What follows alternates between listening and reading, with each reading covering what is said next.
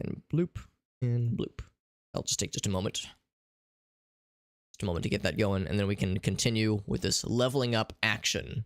And let's not lie to ourselves, it is, after all, extremely action-packed. It will be action-packed. There will be there will be blood-pumping action. People will get excited.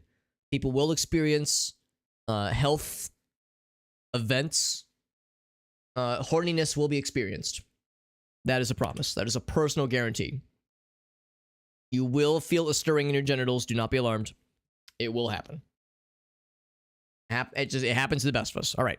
So, Tides of Excellence. That's one that I kind of went back and forth on whether or not I wanted to like say this one as a cool one, because triggering an exploit. That's when we have that that analysis move that adds exploits to bad guys.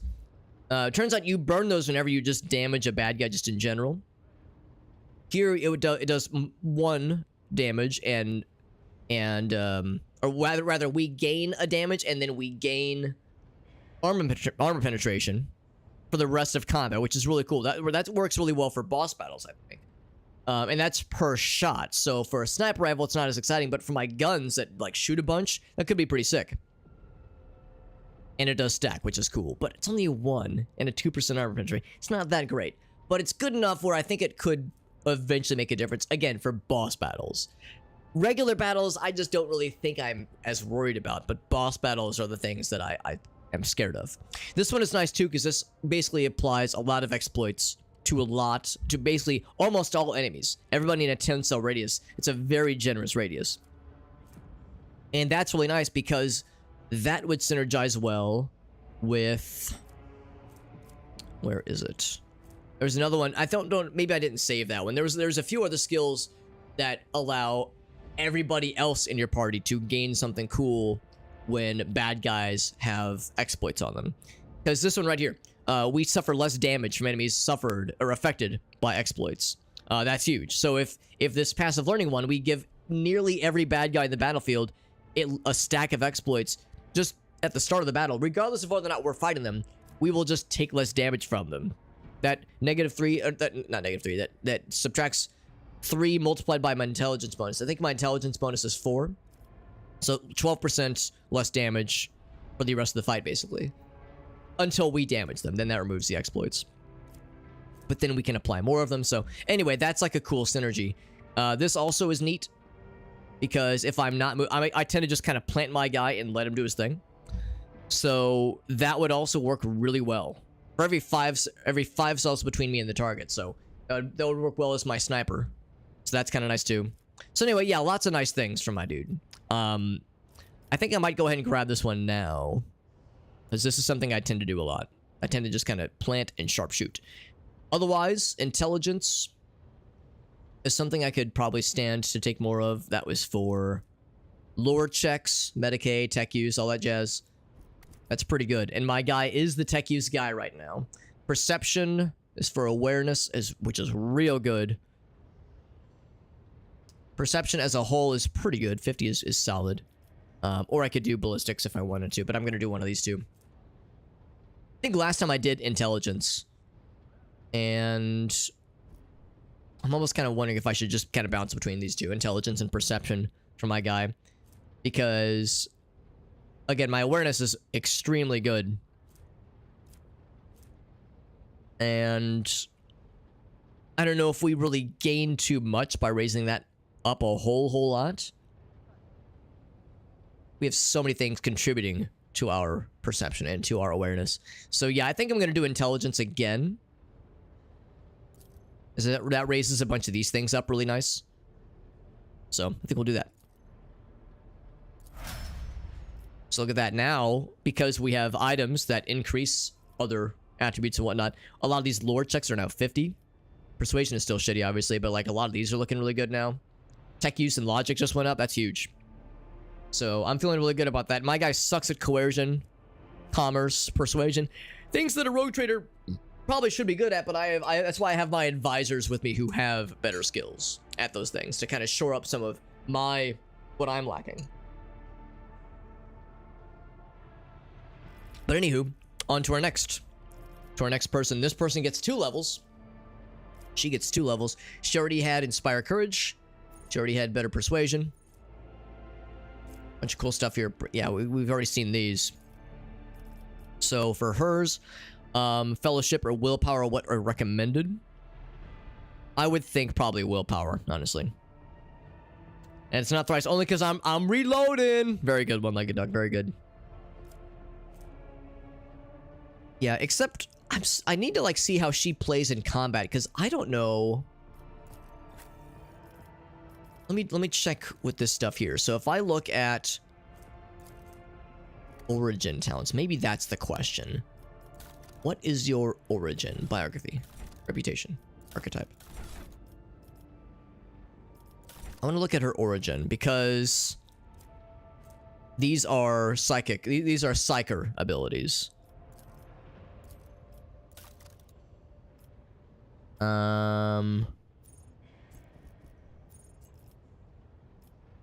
I remember seeing this at one point. There's one place where it shows things like your origin. This is reputation. That's odd that reputation is tied to person. Whereas I would think reputation is for all of us. Unsanctioned, there we go. Unsanctioned Psyker. So what are you? You are a navigator.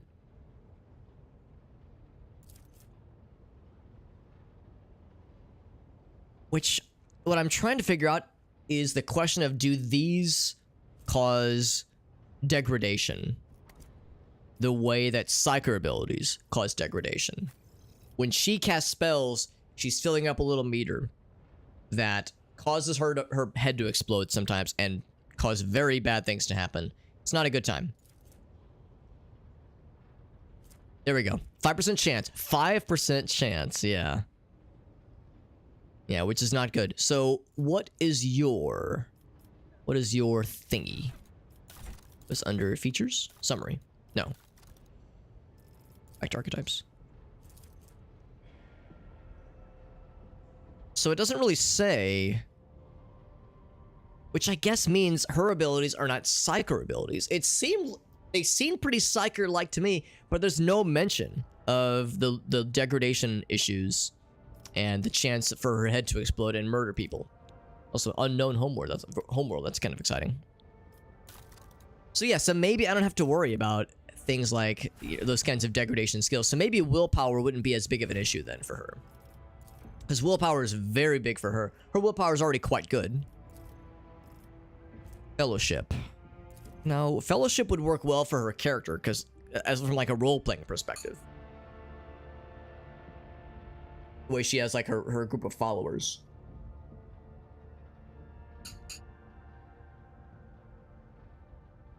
I think she is our best persuader.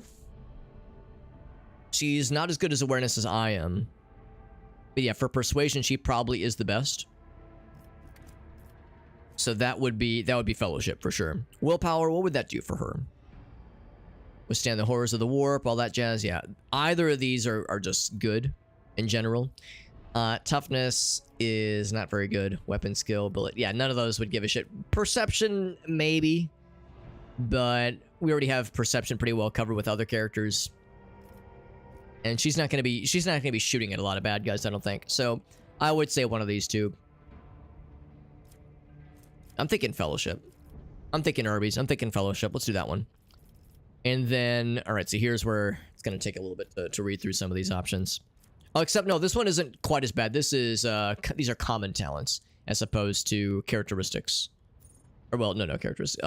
As opposed to like the more specific talents. So this will be a little bit quicker. I can't even favorite these if I wanted to. These are more generic.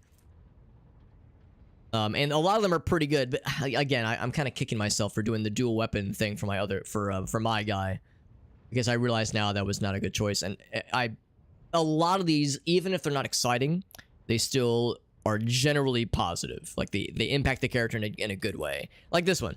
Enemies have a hard time dodging your laser weapon attacks. I don't know if I'm going to give her a laser weapon, but she'll probably have some sometimes. You know, nimble. She can dodge better. Like, that's just nice. That's just a solid one. So the fact that I gave at least one of my guys a skill that he's really not going to end up using too much, it's like, man, that could have been something cool. So I might respec that character entirely once we have a overabundance of resources. It gives you more health, a bunch of weapon proficiencies. So yeah, that's the one I got so excited. Second weapon in their current weapon set. I didn't realize... I think my issue there was the current weapon set part. I thought they meant inventory, the things you have equipped. Because you can have 4 weapons equipped, but you have 2 weapon sets. Or 2 sets of 2 arms, I guess. 2 sets of 2 hands. So I didn't understand what weapon set meant in that context. Now I do. That's like, shit, I shoulda. Shoulda, coulda, woulda, right? But that's okay. That's okay. Check use. So I think I'll probably grab one of these. A navigator power that has been used this combat. She gets better perception till the end of combat. That's kind of nice. Enemies damaged suffer additional damage from warp damage. Which I don't know if that would be these attacks specifically. Or Idara's attacks, since she is our psyker person. Every even turn, the navigator gains an additional... Oh, that's sick. That's awesome. I like that one a lot. Extra action points, that can be huge. Oh my god, I would just die for more action points. That sounds amazing.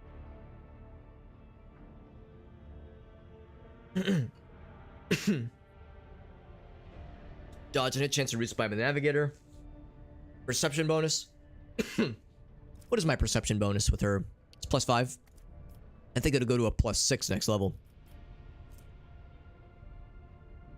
So that's 10, -10 percent, I guess. Yeah, dodge and hit chance. And their line of sight, so they have a hard time avoiding her attacks and whatnot. Navigator path powers. I guess that means stuff that like is like in a cone or like a column shape or something. Every 5 bonus characteristic. Wait, hold on. Deals 1 more damage for every 5 bonus characteristics of the navigator's equipped staff. Castigating, infusing, and devastating count as characteristics.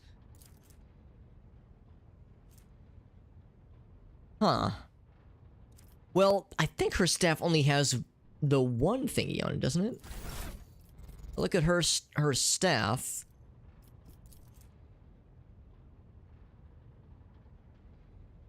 Unless it means these two. Yeah, so I don't think... Yeah, I think it means these two here. So I don't think we have... I'm guessing that means there's going to be stuff later on that are really good. Along those lines. Right now, that doesn't seem very exciting.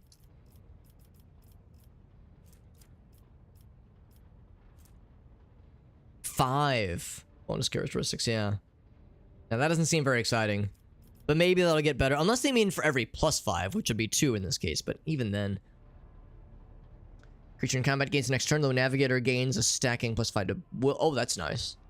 Because she has skills that give our guys more turns. More action points and more turns. And the base characters for such tests. That's kind of nice. I get 10 penalty to the next resistance test. That's pretty cool. Perception is higher than agility. Their dodge is calculated using perception instead. Well, her perception is higher. Her perception is higher than agility. Much higher. That's not half bad. I might do that one. She's definitely going to get shot at, inevitably. It's just going to happen. Veil degradation. Oh, okay, so now we are talking about veil degradation. I was excited thinking this wouldn't be an issue, so maybe willpower would be the right call here then. Yeah. So navigator's ability veil degradation is reduced by 1. That might be the right call here, honestly. If now that I know there is indeed, there has to be some kind of downside here, so it makes sense. That makes sense. As much as I'm loath to admit it. Heals wins the beginning of each turn for every navigator talent taken. Huh. Enemies moved by... Oh, whenever we move somebody. We, like, knock someone back. It's kind of cool. Those resistance test. they can get crit more. Okay. Suffer an additional 5 damage from all attacks of opportunity. Cannot dot. That's kind of cool. That stable routes might be the safe choice here. Armor reduced by a decent bit.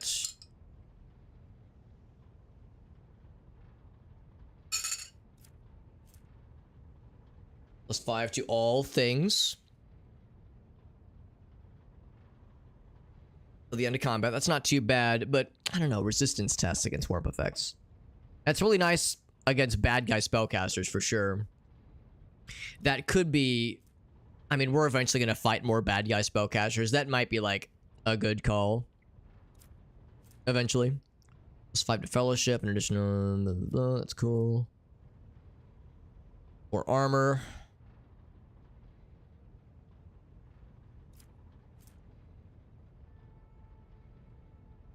More movement points. I kind of like this one because I think we're going to be using her a lot to power up our bros, power up our homies.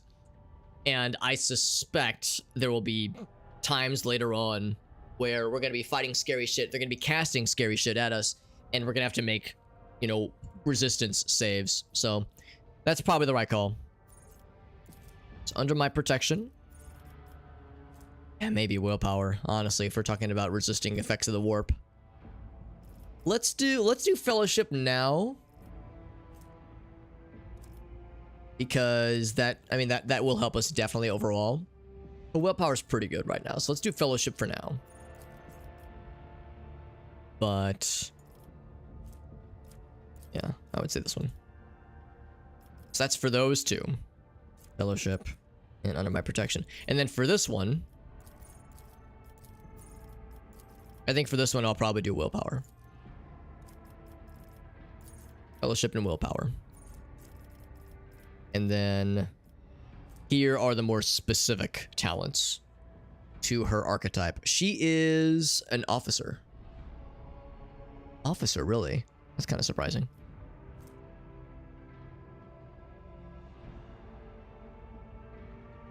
What does officer do? Click out. Officer. Because that's... Huh. Yeah, I guess I wouldn't have guessed that. I, remember, which one was officer? There was soldier. Oh, maybe, so maybe that's melee specialist was officer. That wouldn't make sense. No, maybe that's a new archetype. Maybe that's like an archetype we couldn't select at the beginning. I'm not quite sure. Oh, it reset my selections. That's annoying. That's okay. That's okay. So yeah, we said fellowship, and then we said under my protection. And then for this one, we're going to say willpower. So it's a question of what other things do we go for. Yo, Aaron, what's up, buddy? Other Aaron. We have, once again, both Aarons. And he says, let's switch out the bomber friends. I got you, bud. Aaron, I don't know if you've ever played any Warhammer games. Well, this game is a Warhammer game. It's very dense. I am currently fighting a very skillful and devastating enemy. This enemy is well known amongst those who are into Warhammer games and kind of and CRPGs in general. Baldur's Gate likes. It's a very challenging enemy. It's called the level up screen, and I think I'm eventually gonna beat him, but it's gonna take a bit. It's gonna take a bit. So he's got a lot. He's a complex beast. Fringe interest, yeah. I'm in the same boat. I've never played the tabletop, and I really have no desire to play the tabletop. But I like games in the game's periphery, in the series' periphery. Because I loved Bolt Gun. Loved Bolt Gun. What's up, 8-Bit Llama? Yeah, it's a frightening beast, that's for sure. And yeah, and it's intimidating just because it's there's a lot of depth in that series, and the lore is very elaborate and weird, and yeah, intimidating to say the least. Range is increased by 3, which is not a bad thing. I might mark that one. So yeah, I'm like looking through things to level up, and look how many talents you can select. A lot of these are like weapon proficiencies and like attribute bonuses, that kind of thing. A lot of them you can kind of skip over if you don't want to go for one of those, but some of these are Yeah, very specific.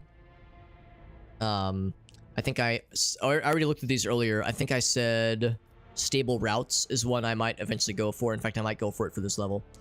So I definitely want to mark things that like seem interesting to me.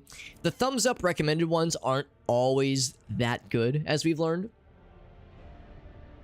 Everyone gets more health temporarily. That's actually not bad. That would be good for like those moments when heroic acts are being used.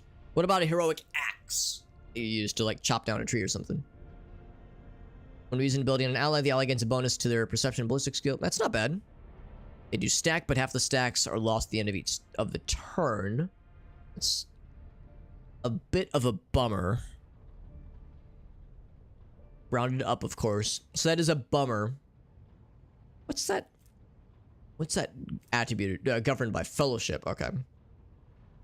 Which we are raising up by 5 right now, obviously. So that might up it to a +5 instead.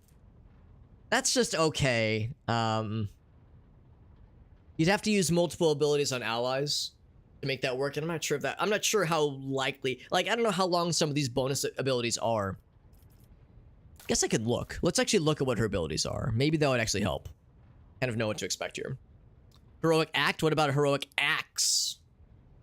It's 1 to 10 for focus. Let's see. Oh, I'm sorry. It's 1 per 10. Oh, 1 per 10. Here, I'll reread that in a second. Yeah. It's on your radar though, Aaron? Yeah. If you've ever played like old school Baldur's Gate, maybe also new school Baldur's Gate, but I don't know really how that game compares. But definitely the older games. This seems quite similar.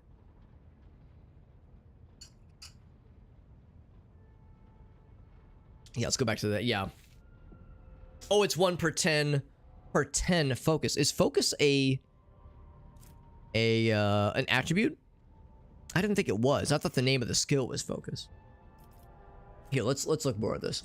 The voice of command forces an ally to fully push. Oh, this raises. Wait, increasing their characteristics by +13. Their characteristics, like all of them? Oh my god, that's amazing. For 1 round. You can do this. Oh my god, that's amazing.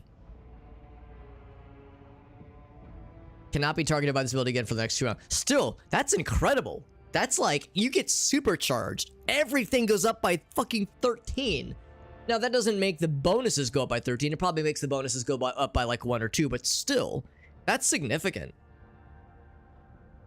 Played the old ones? Yeah. Yeah, I've never played original Baldur's Gate. I did play Icewind Dale, and I really enjoyed it. The game is not easy, but it's very good. That's a super good skill. Grants an ally extra turn with action points. That's so good. I love that one. So she is very good at powering up our bros. Extra turn with full. Wow, that's amazing. There's just no attack limit on the extra turn. It's just about attack points. Or action points. That's extraordinary. Unlimited range. Sure. Oh, this is a heroic act. Okay, that makes sense. I was like, that's so stupid. And that's a desperate measure, yeah. But that's just a standard ability. That's crazy. And this is the 1 attack she gets. They have to pass willpower tests, so they get stunned. Damn, man. Yeah. Regardless of whether or not this character becomes our waifu or not, I think she might be my favorite just because she's such a fucking badass. These skills fucking rock. Oh my god. These skills slap. They slap. They boggle. They florp. They flap. Amazing. Yeah, I think we're gonna do again. It like keeps deselecting my selections. Yeah, that under my protection. Like I said, I'm definitely gonna be using her skills to power up our bros for sure. So yeah, we were talking about this one. So we're gonna be using abilities to up the ante for sure. Yeah. So every time you use it, if we were to go for this one, every time you use a helping skill to your bros, it goes up by 4. But that bonus, half the bonus goes away at the end of the turn. You can keep, like, you could apply it again to that same person, but would you really want to? Yeah, that's the thing. I don't know. I'll mark it for now. I can't use this one right now. Oh, I already have this one, right? Wait, I already have that one? You get temporary wins. I don't actually really like that one, honestly.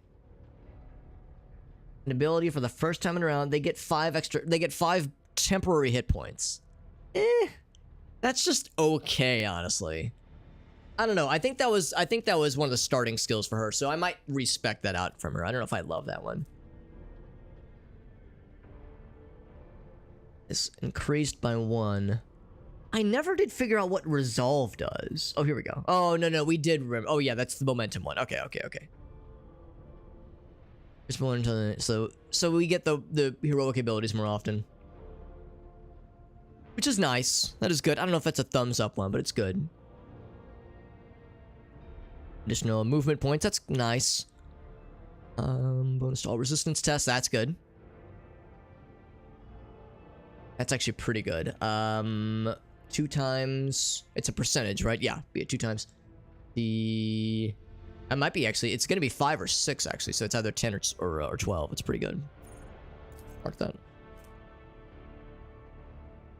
One more action point. They suffer damage? Oh, man. I don't like that one. That's awful. If they finish their extra turn using this ability with 0 attack points, they take 5 damage. I don't like that. Some of these are mean. Some of these have some fierce downsides. If the bonus remains until the end of combat, does not stack with itself. Counts as an officer. Ooh, that's really good. I like that a lot. Oh man, that could be huge actually. For some of these that like, if they're under the effect of a bonus, they get these nice things. That's sick. Officer's next attack will ooh, that's kind of nice too actually. By any character. Damn, that's sick.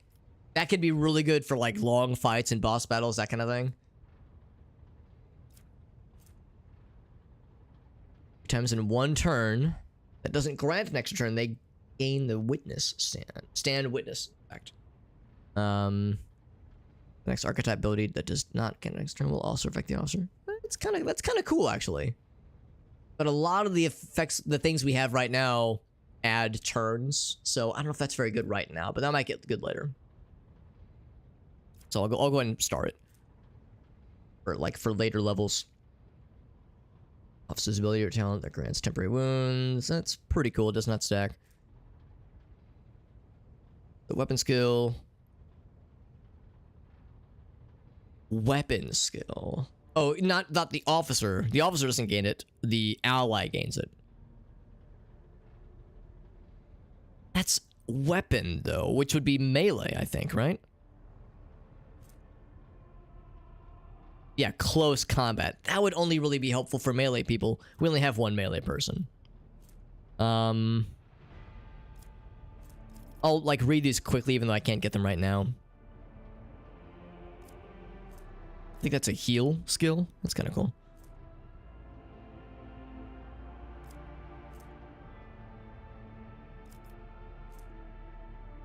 Every once in a while, I'll probably have to re-review some of these as we get more abilities unlocked.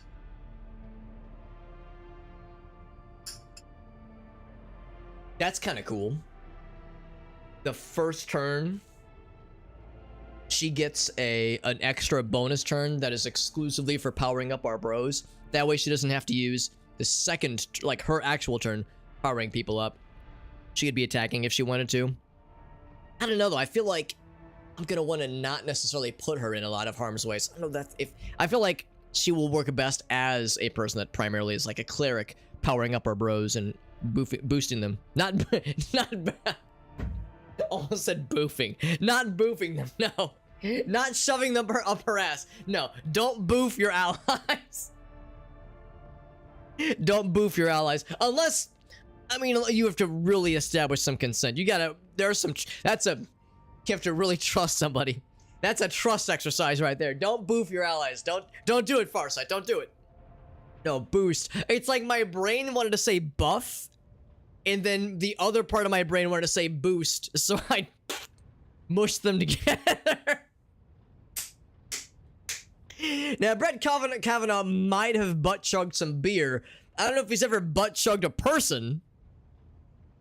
you know, he might have done some bad, you know, some not good stuff to some people, but I don't think he ever butt chugged somebody. But listen, I like beer, okay? I like beer, and I'm gonna cry about it. Sorry, I know I don't want to get too political here, but you know, I can't help but let the cynicism creep in just a little cynicism as a treat, Just, yeah, Ape Llama says Alex, don't judge. Don't judge the substance or people that we boof in our free time behind closed doors. 10 willpower, fellowship, when they have less than... I mean, if I do my job right, she won't be less than 50 health. She doesn't have a ton of health anyway. That's a little scary. What's up, Johnson? Thank you for the kitty cat parties. Actually, no, that's, Wait, hold on. Are those your... Yeah, those are your emotes, right? They're kitty cats? Oh, no, that's Aaron's. Yeah, it's a doggy. That's a Shiba. I thought that was your emote. I was like, it's cats. Clearly. Oh, artist koala baritone channel Mallory Valor. There we go. We got there. Yeah. No, you're right. When I mouse over, I saw koala baritone. I was like, yo, Aaron made that one. There we go. There, yeah. I was gonna say, I know you have a rainbow cat emote. I was waiting for it. Stray further from God, where we belong. Far away from the light. Well into the fucked up darkness, fucked up dankness.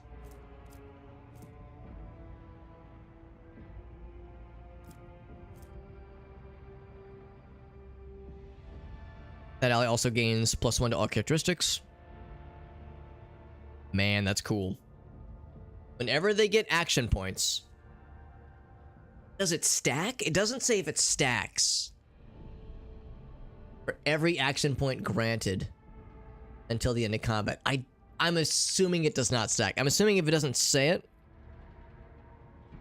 because that could be extremely cool. But I don't think it's... I'll go ahead and mark it. I might like look that up offline at some point just to see if it stacks. That'd be so fucking cool. The rest of these I think we've already seen. The idea of giving her like heavy weapons is very funny to me. She does have long arms. She does have long spindly arms. Spindly bimbly wimbly bimbly arms. More perception is nice. I'm gonna like mark some of these. 2 times... It's a percentage. Oh, it's percentage. It's not half bad. So perception... I think it's a +5 right now. It might become a +6 later. Oh, that's probably what Ogasa was getting at. Yeah, it probably... When it gets to 100, it would become 10. Probably how, like, the bonuses work. So, like, 40. This one's 40. This is probably a +4. Yeah. This is a 25. This is probably a +2. Okay. Yeah, I'm sorry, Elgaso. I don't know why that took me so long to figure out what you were getting at. So anyway. Didn't we already get Ebb and Flow? No, I didn't, but that's a really good one. That's a really good one. But yeah, this one, so her perception. So right now it's a +5. It'll soon be a +6. So yeah, 10%. 10% more damage from warp damage. So that's spells that she casts as well as Adira. That's pretty good, too. It stacks for each hit. That's extremely cool. Wow, that's extremely... That could get really disgusting. Again, for boss battles. I'm thinking for scary fights later ahead, not so much for chump battles.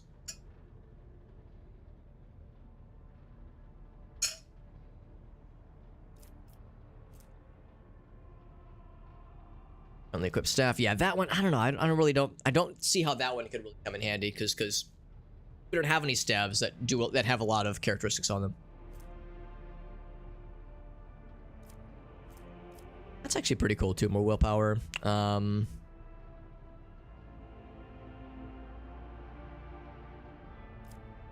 Wasn't there one that says her dodge skill is based on willpower or perception instead of agility? Yeah, that's a really good one. I'm gonna have a hard time picking some of these.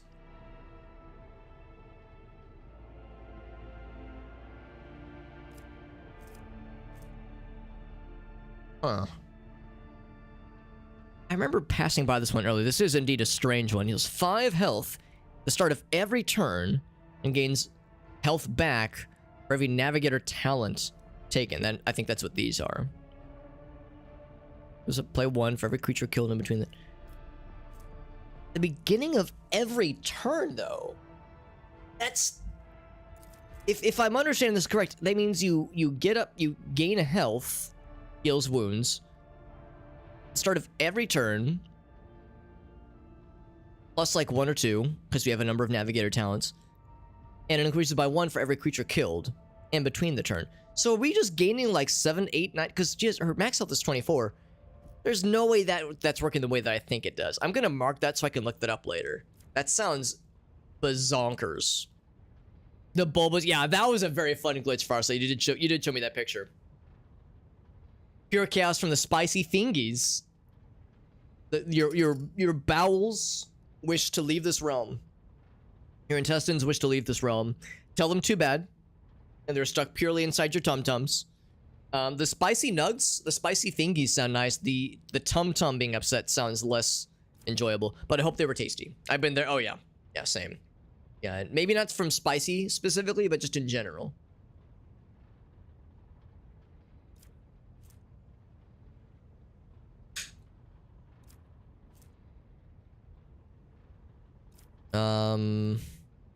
I think that's pretty much all of them. The rest of these are good for sure.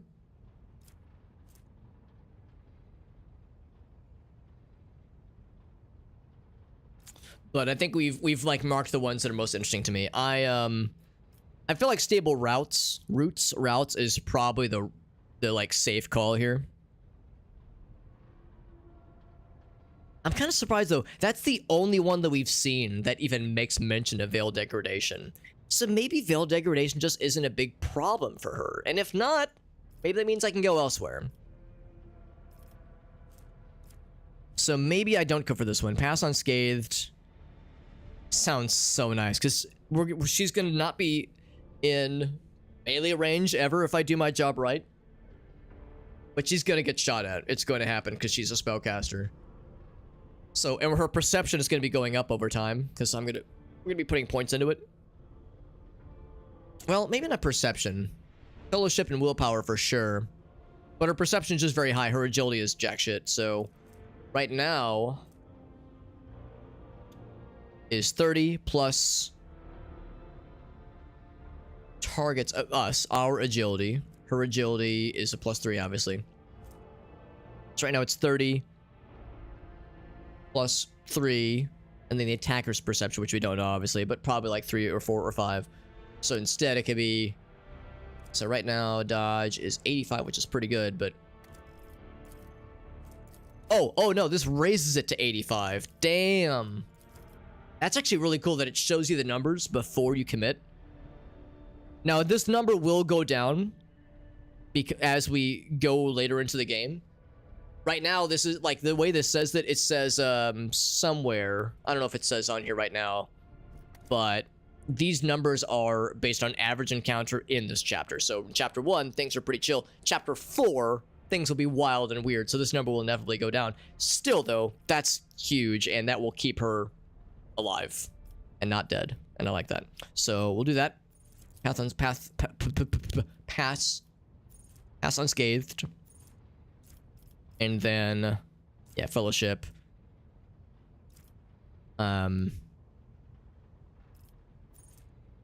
We could level up Perception even more if we wanted to, but I think that's fine.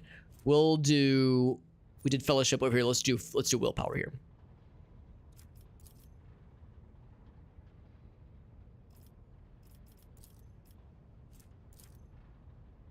Okay. So we got her leveled up. That willpower goes up to a +6. That's pretty sick. I feel good about that. We got a lot of good stuff for her. Unblinking stare. Yeah, I saw that one too. Just the stare emote. I don't have that one added to 7-zip, but yes, that one though. They were very good. It was very tasty. No booty hole evacuation. I respect it. Yeah, this game is good. This game is good. It's a little dense. You can tell I am trying to learn as much as I can within reason. It is very good. It's a very, very good video game. The little chilies and then pays for later Farsight. Yeah, but they're so tasty. Even if it does cause explosions. Sometimes they're plastic. Oh god. Hopefully they're not plastic. For 3 meals in a row. That might have something to do with it, Johnson. Yeah. Yeah. That might have something to do with it. So only so many nuggies. Adult nuggies. When you say adult nuggies, you mean spicy nuggies, right? So now we recognize, of course, some of these skills. We're going to see some familiarity here. Although she's an operative. So this is the stuff with my skills that we saw. So she will sometimes trigger exploits. Sometimes. So I'll mark that for her as well. I'm tempted to give this to her as well, because she will sometimes attack things that have a lot of health and blast the dick out of them, which would be great.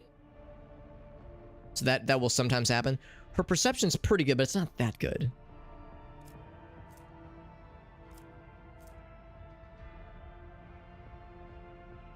They lose movement points, and their damage is reduced next turn. We don't need multiple people with passive learning. I'm not going to give that one to her.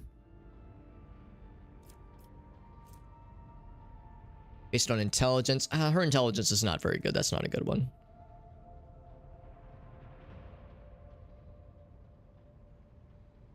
And 5 cells when the operative attacks the operative or the ally, they suffer. They get an exploit. That's just okay, honestly. While the perception bonus is 10 or higher, they gain more action points. That's really cool, but I don't know if we're ever going to get a high enough perception bonus. That's like a later on kind of thing.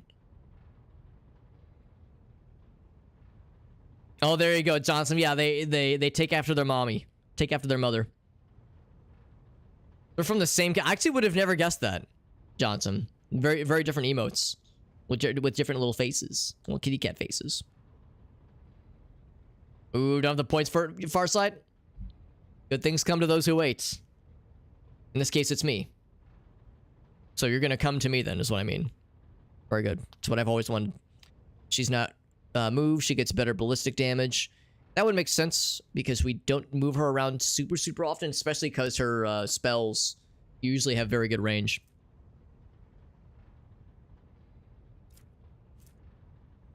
And that's not just for, oh, ballistic. Well, I mean, yeah, that's if she's doing shooty pooties, which is good. But again, for boss battles, we're going to be using spells more often. Most of the time, at least.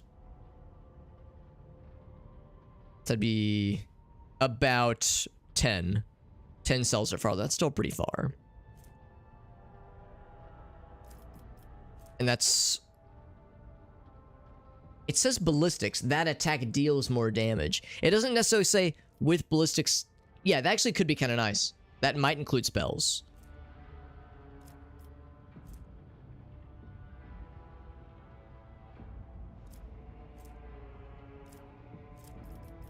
Otherwise, we've already seen all these others. I'm not going to mark any of those other ones. And then down here...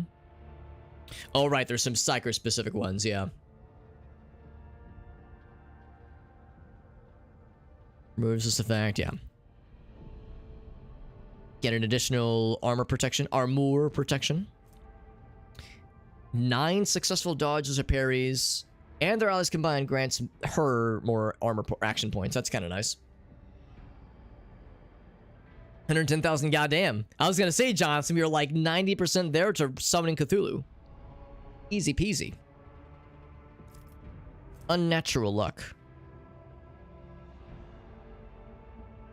Divination on an ally without the effect. That ally gains protection from crits for a bit. For one hit, they get protection from one hit. From one crit, that is.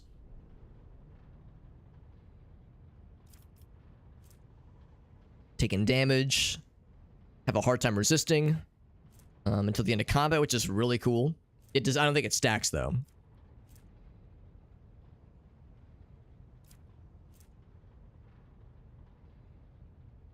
Yeah, we already have pain channeling. Snacking, penalty to dodge and parry. For every 6th use. That's a lot of psychic powers. That we wouldn't be able to use that many, unfortunately.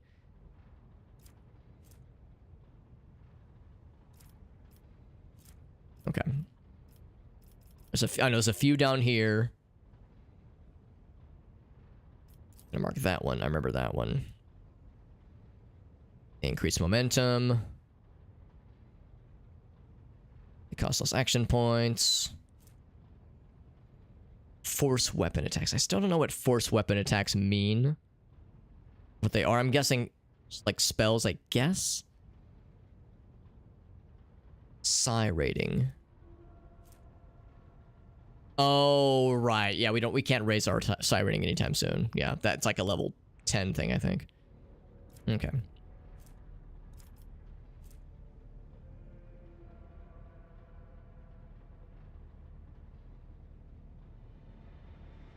That's a pretty good one, too, in case we do get into melee combat. Suckers uncover resistance to... Okay, so it's gonna be one of these 4, I think. Boop. These are all, like, pretty cool, but I think the stuff down here is more interesting. And I'm thinking it's probably gonna be this one, honestly.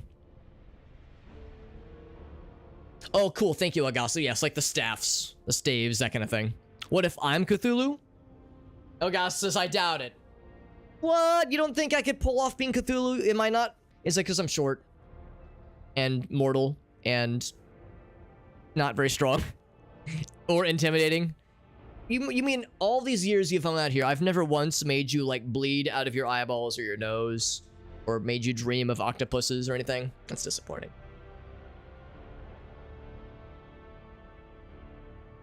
Zero tentacles? I mean, I've got one little dangly one, but it's not very big. Lack of tentacles? Yeah. Did you read his mind? Okay, maybe Ogasso's Cthulhu. Maybe that's how. I don't know what Ogasso looks like. For all I know, he could be an octopus demon typing at his keyboard right now. So maybe the way he knows that I'm not Cthulhu is because he's Cthulhu. We can't have multiple. Come on, that'd be silly. What's that +3 based on? That is ballistic skill. Based on ballistic skill, really? Because that's actually pretty cool. 6 cells are farther away. We have to raise ballistics to make it do a damn thing. Ugh, I don't love that. So, we'll do stabilizing factor. That's the right call here. And then I want to say just willpower, honestly. I would just raise it up to a +7. Intelligence is good. Her intelligence is kind of dog shit right now.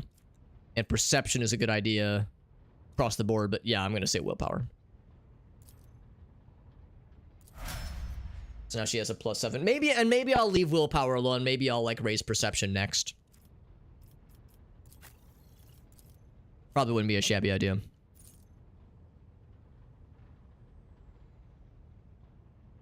Intestinally challenged human and also cat overlord. They got all those arms, all those, yeah, that's right, a lot of appendages. Octobeards? Hell yeah. Octobeards. Is that some Davy Jones kind of vibes with the Pirates of the Caribbean movies? 2 thumbs and a Samsung Galaxy S9. I have an S8? No. What do I have? An S69? I can't remember. I think it's like an S... No, my old one is an S8. I think this is like an S12. And the cats buy the phone. Sometimes I'll do that too. Like, I'll like hand the phone to Ferret in particular, the younger of the 2 cats. I'll hand it to him and he'll like kind of teefers. He won't do like a full chomp. He'll just kind of like rub his face and like kind of nibble on the edges. And you can see he'll like nibble a little bit and then he'll do this. He'll be like because it doesn't taste good. And then he'll like look at it and then he'll like kind of teeth at it again. Then I don't like this. He has to remind himself that it doesn't taste good. But he has to try it. He has to try it just to remind himself. Not a ton of things to select here, which makes it simple. We already have Endure, which is awesome. Personal. Oh, I can't collect these, yeah. So you already have this one. Sworn Enemy. Makes a target, gaining, Toughness. Okay, our toughness is good. So gaining more armor and damage on melee attack against that target. And we get more action points when they target us. That's pretty sick. Is it per round? One enemy creature within a 12 cell radius. It's 1 round. It costs an action point, though. That's pretty cool, though. Next melee attack. Gains armor penetration and bonus damage and ignores parry chances. If they survive an attack enhanced by this ability, they will attack the warrior in return. Oh, I don't like that. It's like a bonus. Yeah, it's because it's reckless. I don't like that. Why is that recommended? I don't like that. Every enemy who survives an attack enhanced by this ability just gets a bonus attack, including ranged fellas. He likes to know on the phones. He does. Do Shayna or Ferret like hugs? No. No, they do not. They are more inclined to tolerate it if Gracie is the hugger, but they don't love it. They like cuddles. They like being pet, mostly. Sometimes Ferret gets bitey. Sometimes he gets a little bitey, but he'll purr while he's biting, so you know he's like playing. But yeah, not hugs though. If I have seen Farsight's cat, I don't know if you have actually. I don't know if I've seen the kitty cats from Farsight. He's a princess. That sounds adorable. Yeah, there's all the strength for a crushing strike. Next melee attack crushes the enemy, pushes the enemy away. That can be good. I don't know if I've ever had a situation where I want the fella farther away. I mean, I don't know. I mean, I guess that could be nice if I wanted to then charge them. So 1 plus strength, which is, so that'd be 5 divided by 2. I don't know if it rounds up. That's just kind of okay, honestly. So far, Sworn Enemy is the clear winner here. Draw their attention, becomes priority target. That's kind of nice, because I want to draw aggro sometimes. That's extremely good. I think I'm gonna star that one for later on. Break on through to the other side. Slash ability. I see this slash ability? Oh, it tells it down here. Agility bonus divided by 2. I think his agility is not great. So really that'd be 1. 1 round, 1 charge for this round. Can't be used in the same time as charge. Okay. Dash through an enemy. The cell. Wait, through an enemy to the cell on the enemy's opposite side. Oh, that's cool. So it's a cool movement ability. Does not provoke an attack of opportunity. Can be applied once for 1 target per round. So you could, if you had high enough agility, you could slash across, if you had the armor points for it, action points, you could slash through multiple bad guys and land on like one dude and fuck their shit up. But again, you have to have the action points for it. It is not cheap. Sworn Enemy is for me, the obvious choice here. That's extremely cool. And it only costs 1 action point. So that's fucking no-brainer right there. So do that. And then I would say, oh, it's skills. That's kind of random. Carouse is 60, which is pretty good. Athletics, which is pretty good. Coercion. I might actually go coercion. Well, hold on. Demolition. Demolition would not be worthwhile. Medicaid would also be not worthwhile. I think we have people that are better at coercion, so I would say it's gonna be one of these two. Athletics or carouse.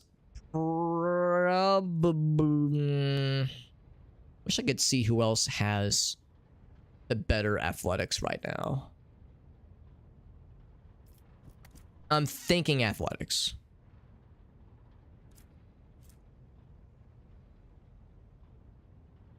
Although that's kind of nice too. I'm gonna actually look who has the better of these two, carouse and athletics. I think his is probably the highest. I'm gonna click out of these real quick. So mine is dog shit. Hers is not great. Hers is expectedly not great. Okay, yeah, so his is the best for both of them. So I'll probably do athletics. Got Sworn Enemy and athletics. There we go.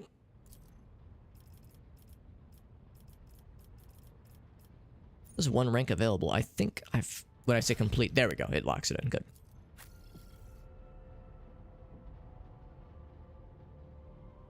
Spoilt kitty cat. That sounds wonderful. All right, ballistics, probably ballistics. I don't know what I did last time. Agility is good. Lets him dodge better. Perception, strength, willpower. Yeah, probably ballistics and makes her shoot more gooder. Agility feeds into its AGI. Demolition, which is nice. It's 50 right now. I think we're doing ballistics. I did ballistics last time, so I might start putting more into agility eventually.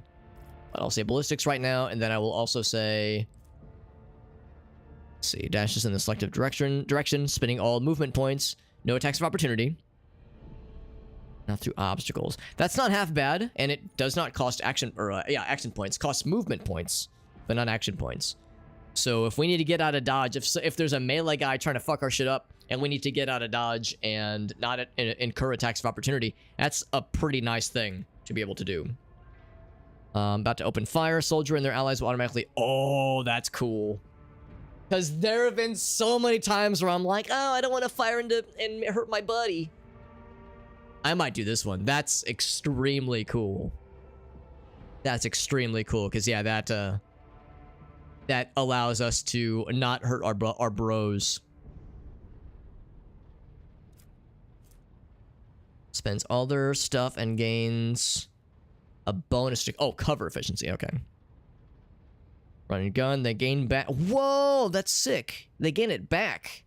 Plus 1 additional attack point, or action point. Resets cooldown. That's really cool. So you hunker down for 1 round, and then you have an extremely productive second round.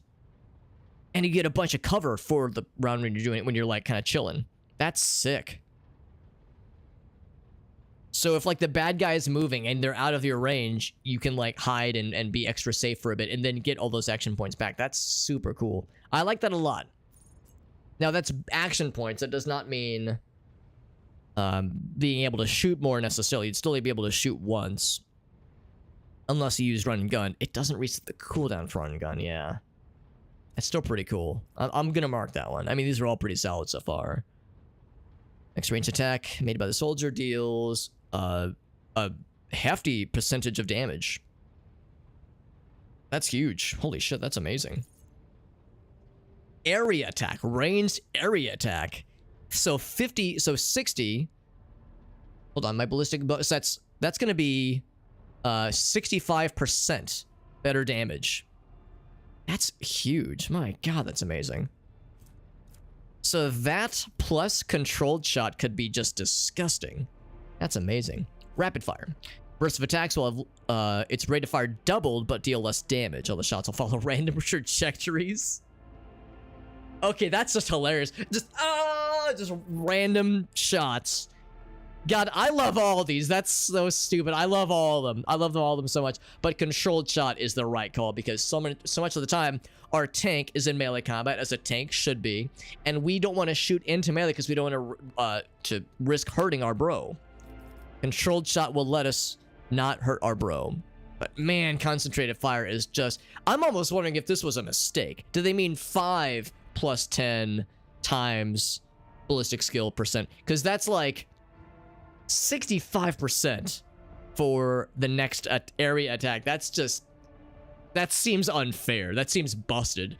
So I wonder if they're gonna patch that. That just seems wrong. Oh man, but yeah, controlled shot is the right call here. So there we go. We got everyone leveled up, baby. It took us over an hour. And there were some deliberations. There were some memes. But don't we all feel powerful now? Don't we all feel strong? I'm gonna save.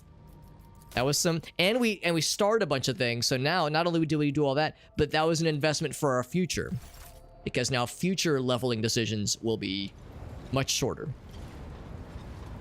Alright. I think I've talked to everybody. We talked to Voxmaster Vignus. Yeah, we could try the fellowship thing. I don't know if this is like a one-time thing.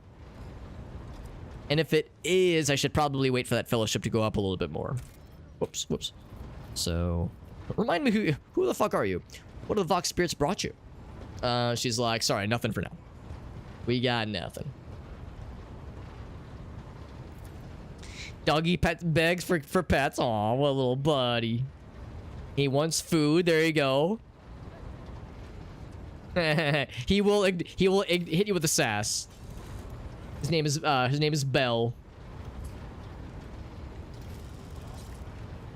The fat clangers. I've actually never heard the term clangers before, but I love it. All these guys. Now, of course, we talked to our extremely tall waifu. Words cannot describe how boring the bridge is without our students. Oh, she has such a nice voice. What does the site reveal? You are engulfed in clouds the color of dark umber.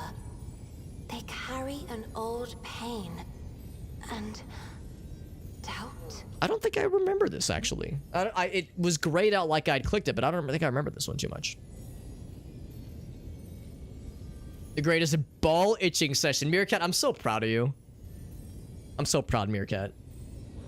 I wish... Hold on. Do I want to say I wish I was Meerkat's balls, or that I wish Meerkat was scratching my balls, or both, But regardless, I'm proud of you, and I'm a little envious, a little bit. So she reaches for my shoulder. Strange feeling of relief comes over you. Lungs fully opened. You can take a deep breath for the first time in ages. So she like touches our shoulder. Oh, it's so romantic. She touches our shoulder, and we like feel good. But she says there's an old pain and some doubt. I beg forgiveness for my inappropriate behavior. When I see such oppressive colors, I immediately want to paint them a different hue, to disperse them. I already mentioned I cannot control it, except this time, I thought I would be able to, for whatever reason. Oh, she's so flustered. Oh, senpai. Senpai, I just wanted to help. You can't. I'm doing with the thing with my fingers. I just wanted to help. Sorry, senpai. I couldn't help it. That's the vibe.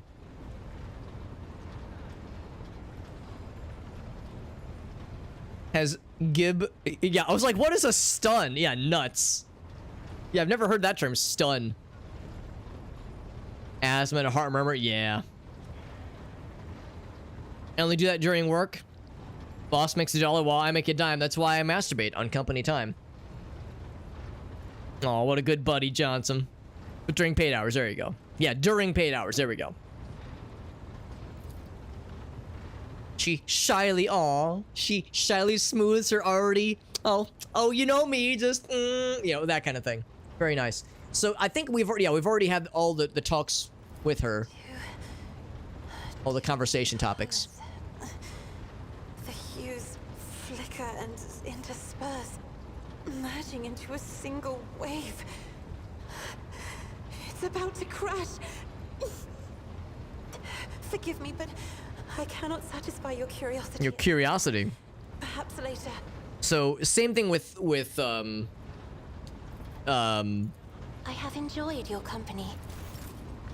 I just freaking blanked on her name. Adira? Same thing with Adira, like she can't always like do the future reading. Well, I guess Adira's more about future reading. Cassia is more about like reading your soul, reading your emotions. I don't know. It's kind of, I guess it's kind of both, but like they can't do it all the time. There's a cooldown to it. When do we that is the frequent conversation, Meerkat. Which of the characters is our waifu?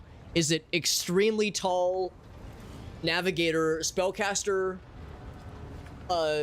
emotion, reader and projector lady? Is it shoot lady? Shoot nun lady? The nun who is a battle wizard, battle sister? Or is it other spellcaster lady? Spellcaster insano lady. And there's really no bad choices here. I think they're all valid. The answer ideally would be yes. The answer, which one do you want? The answer would be yes, ideally. Fiery Reckoning. Right, because we read about that earlier. Cats have nuts. Well, yes, correct. Correct, Johnson. Yes. Wish them for them not to smell like piss. Yes, very accurate. Impregnating the extremely tall emotion spellcaster lady gets you demon babies? Maybe. I mean, Yeah. I thought that was by design.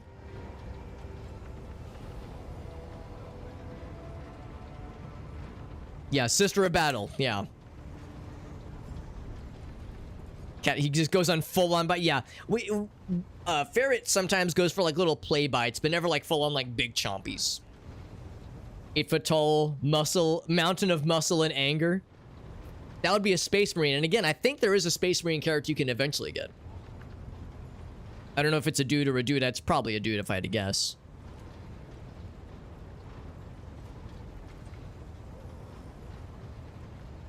Oh, it does sound nice, Johnson. I mean, kittens are a lot of work, obviously, but they're so fun. So, he's heard the name. Part of an operation that Mort was put in charge of, the previous kind of sergeant-at-arms that served Theodora. It was kept under wraps, though. Maybe talk to Factotum. Okay. Let's take my leave. Because, yeah, that was the thing we read about previously. And we couldn't find anything definitive on it. Abelard had nothing new for us, I don't think. Yeah, nothing new. Guy's doing his thing. Let's talk to this guy real quick. I think I already asked about the fiery something or another, and yeah, I don't see it on here. I think we already asked about it previously.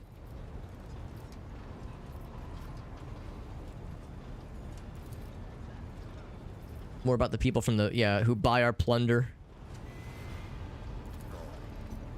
We give these things to profit, of course. Okay, yeah, I don't see it on here, so we probably already asked about it then. I was wondering if there was gonna be like a side quest involving the Fiery Dutchman. The Flying Dutchman, the fiery poops, the fiery, whatever that name of that ship was called. Maybe Adira? Maybe she would have something on it. Where is she? I think she's on the other side.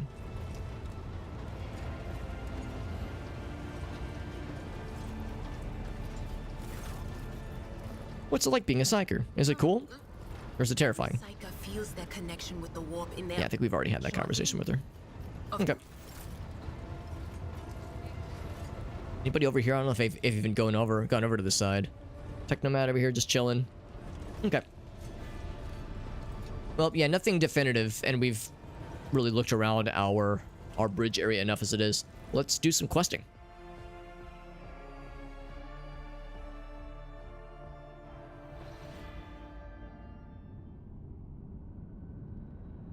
Sister of Battle is compatible to Space Marine, but yeah, that would make sense, Meerkat, yeah. Peppy's done many chomps, many full-on chomps. Very devious. But he's a little sweetie, though. Took him to dog grooming. Interesting. He was gonna hunt mice. Now he just lounges. Aw, what a little buddy. No sense of fear. That's impressive and adorable. It's an artificial facility. So that's what that means. Can I check the journal real quick? Looking for trouble. So Rykab Minoris might be my next thing. Because we don't know where the Machine Spirit Keeper, the Engine Seer, will be found. We definitely want to bolster our numbers with people at Rykab Minoris. So I would say let's go there next. Let me just slowly swoosh on over and begin scan.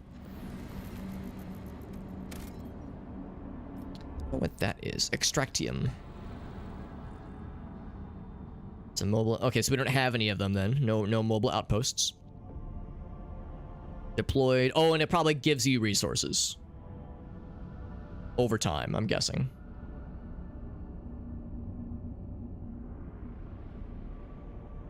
The sizes of these women. Well, I'm assuming that Argenta is normal sized, and Argenta and Adira are normal sized.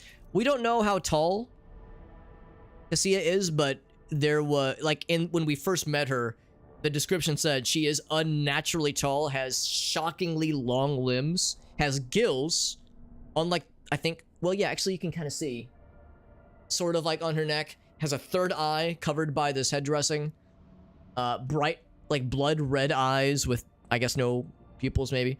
So you know, a striking, a visually striking appearance for sure.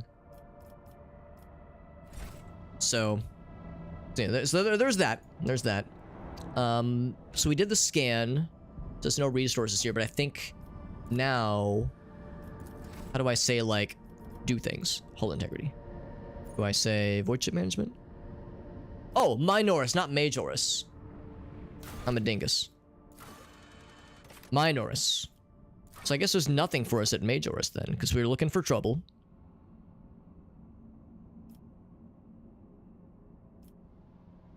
We're looking for an interrogator here.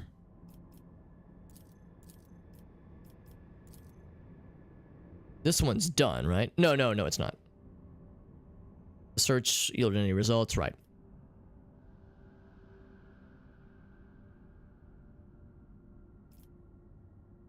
Went to the navigator, yeah, so we're looking for that interrogator, right, okay.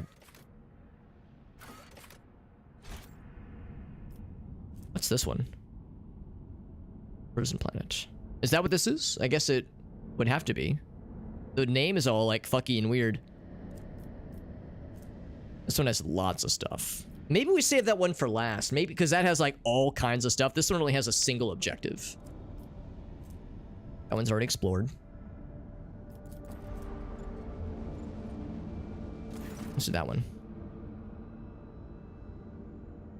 Futurama Amazonian or Wonder Woman? Yeah, good question. Good question. Because I mean, all of our other folks are like regular size, so I guess it's all kind of relative. You know, you can kind of tell based on the silhouettes. I can't look at it right now. There's some commotion on the officer's deck. The lady navigator left her quarters and is in the ward room.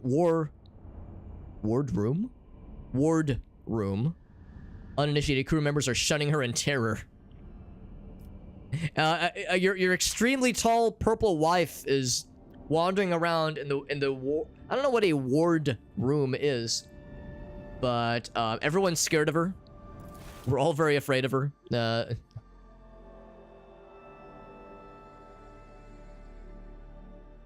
I grew a quarter-inch, Johnson. Could you tell me how? I could always use more inches. Wink, ladies and or gentlemen. The inseam's shrunk. There you go.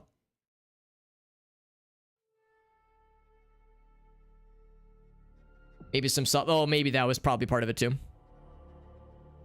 Sisters of Battle. Yeah, I don't think Argenta is like overtly tall. She doesn't appear to be, at least. Although, of course, I'm 5'3". To me, everyone is tall. To me, every like normal person is tall. Lord Captain, my apologies. I did not notice your entrance. The regular folks, yeah. It just makes them appear large. Yeah, that would make sense. And they usually often wear like bulky armor. 5'11" and 3/8, exactly. The Sisters of Battle. It's tall, but it's not like, oh my god. Like I know many a lady that is like beyond 6 foot tall, and it's, I mean, yeah, they're tall, but it's not like, oh my god, they're fucking wild. She's reading the dusty tomes, neglected by the other officers. Hides a weathered book behind her back. Oh, she's reading. Yo, what kind of smut she reading? What? Hopefully, she was reading something really spicy. The title alone is not enough to hold everyone's attention all the time. I see you're fond of reading. We'll like take the positive approach, but I do want to ask about the book. Compared to Urak 5, your ship is a boundless world of unfamiliar hues. And yet, the abundance of bright colors can at times... Yeah, not 8 foot, exactly. Space Marines are freaks of nature. So before the armor. In my search for a place of quiet, I was fortunate to come upon this islet of serenity filled with rare tomes and practically devoid of color. I just like that report where the guy's like, oh, your purple girlfriend is walking around, we're all very scared of her. Could you come get her, please? She's in the library reading a book. Who fucking cares? Yeah, we're all afraid.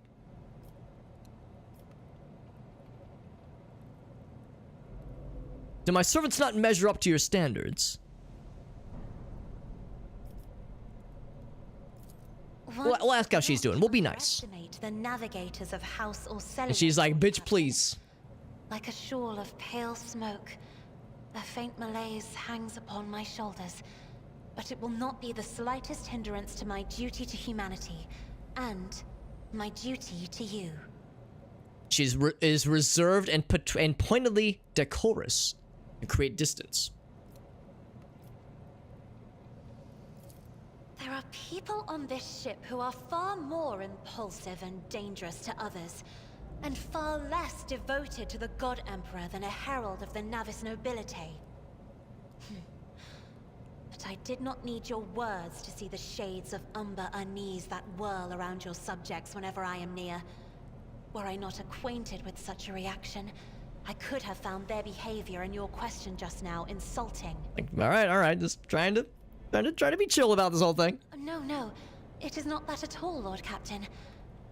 It is just that Uwe is quite capable of carrying out his duties by himself.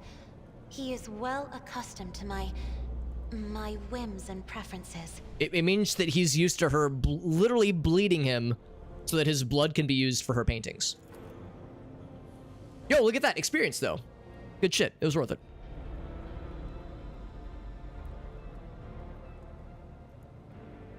If it turns out short, or she is short, she's rejected or given taller shoes. Okay, I like the taller shoe aspect. That's fun.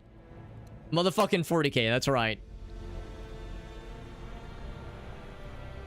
Some heels that make you 6 foot, Johnson. There you go. Yeah, Gracie has a couple. She doesn't wear like very tall heels, but sometimes she'll wear heels to, you know, stuff we go to, and they'll make her exactly the same height as me. So it's like, oh, look at you. You grew up nice and tall. No, I've never tried wearing her heels, but I imagine if I would, it would make me so powerful. So very powerful.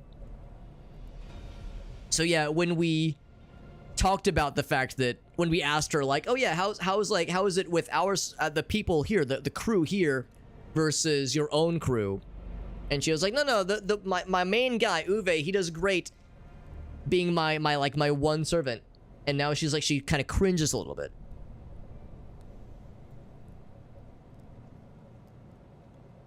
Oh, and part of it is that she's like self-conscious about her looks because she's got the clawed fingies and she's got the third eye, so she's like self-conscious. She was saying earlier how it's like, no, I'm used to this kind of thing. I'm used to being viewed differently.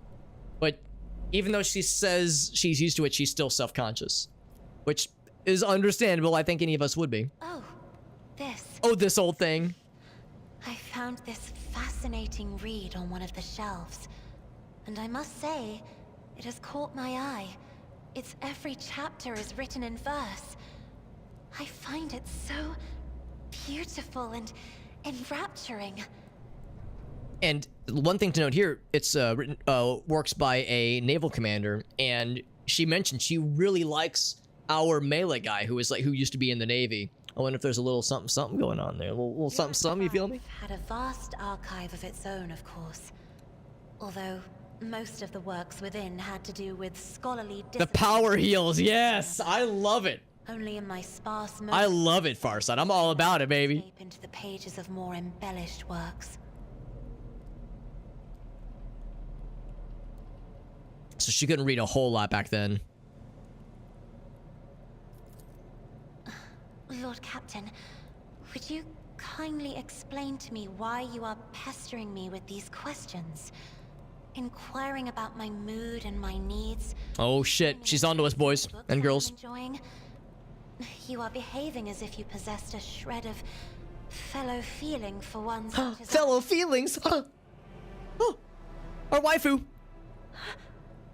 I beg your pardon, Lord Captain. That was no way for a navigator to conduct. Blush, is she? I think I understand why.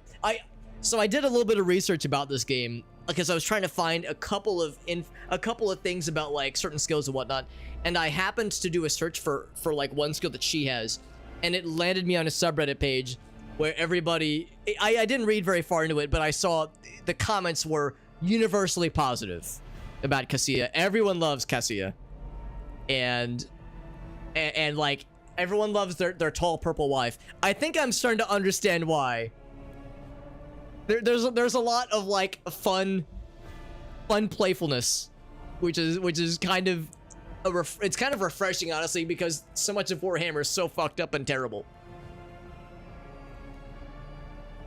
The feelings are more complicated. All right, yeah, I don't know like how hard we want to like throw ourselves into like full-on romance necessarily, but you know, a little bit of playfulness never hurt anybody. Share them with others. Yeah, I think that's a nice one. That's nice. Feel empathy for a mutant. Yeah, I think it's nice. I think it's nice, but like I worry if we go that approach, it could like alien. It like it could be weird. It could be too much. You know, you want these things to build naturally. You don't want to like rush things. Don't want to appear desperate. Like come on. Want it to be a natural kind of thing. Please forgive me. I cannot even understand. Primness, that's a cool word. Right now. Your words and attention have reminded me of life on the station, of Theobald and Felek. I do not understand. They were merely the keepers of Urak 5. So, why do memories of those two make me feel a strange heaviness here? In her heart? Aw, that's so sweet. At the same Nice time, emotion in a game that is devoid of emotion so much of the time. new excitement and anticipation. At last, I have set foot outside my familiar walls and into a world that I have only seen before in the pages of books. Your ship alone is a treasure trove of remarkable artifacts and curiosities. And just imagine the things that await beyond, but my delight must seem childish to you, surely. In your heart, you must be finding all this quite amusing. I think it's nice. It's so sweet. Get their legs hacked to the oh my god. So if you're too short, power heals. If you're too tall, you just whittle the legs down. That's fucked. That is fucked. Don't make fun of a lady's feelings who's captivated me. Oh, that second one though. Oh man. Some amusement elsewhere. Maybe it's my penis. Again, maybe it's a bit too forward. Your manner of addressing me as if I were your friend. You know, if we wanted to be like fucking domineering and mean.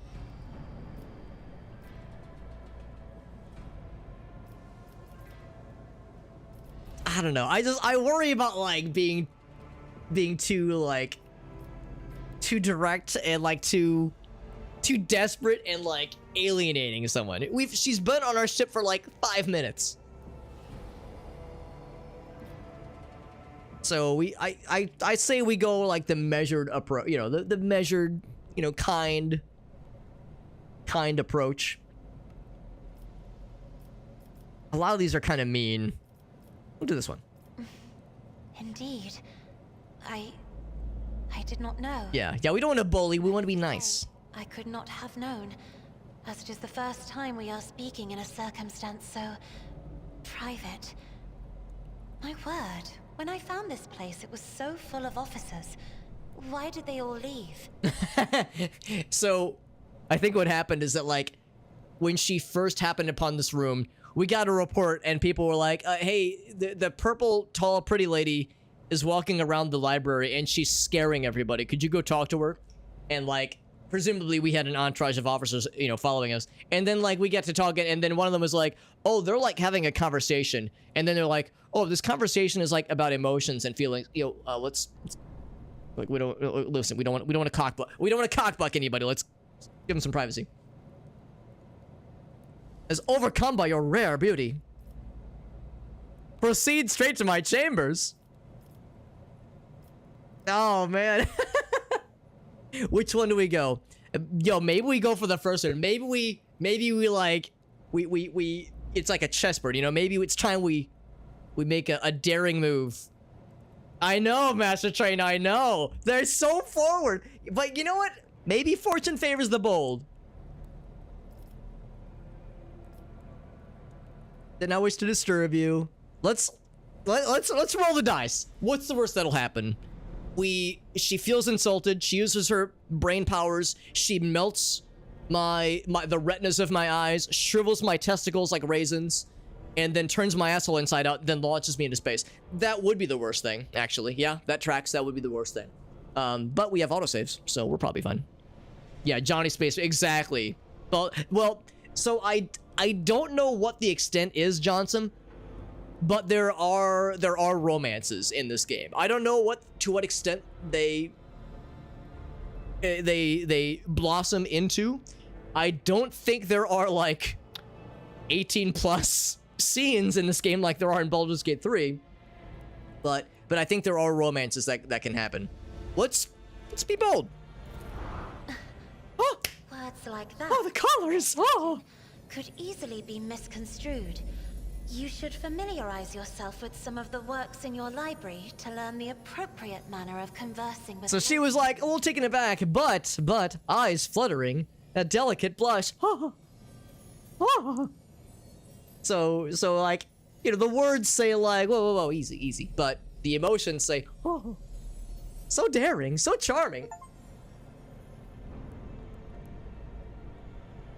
Now, I got an achievement just now. You can't see this. You can't see this achievement, dear viewer. But started a romance. Unlocked at 11:44 p.m. So I don't think that, like, are we Facebook official? Are we husband and wife now? No, I think it's like, you know, a move had been made. But anyway, there you go. Is it time for Space Titty? Listen. We gave her a compliment. I'm not. Listen, I'm married. I'm a married man. So I've at least wooed one person. Gracie has been wooed by me at least once in her life. But I'll say this much. I think it takes more than complimenting a woman once on her appearance for Space Titties to happen, all right? I think it takes a little bit more than that. Just throwing that out there. Maybe I'm wrong. I mean, you know, or rather any flavor of titties. It probably, you know, these things they take time. She wants you to look at, you're right, she wants me to look at space porn and read space romance and then come back and learn how to talk to space ladies, yes. Gith Yankee titties? Gith yitties? If you will. Meerkat says, I've gotten titties for less. Honestly, I respect it, Meerkat. For you and for the supplier of the titties. So she was like, all right. And she was like clearly a little flustered. And then she's like, I gotta go.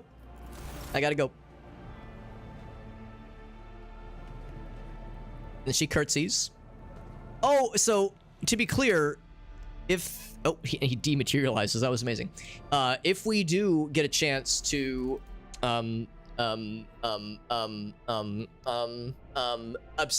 abscond to our private quarters with this nice lady, will her mute manservant go with us?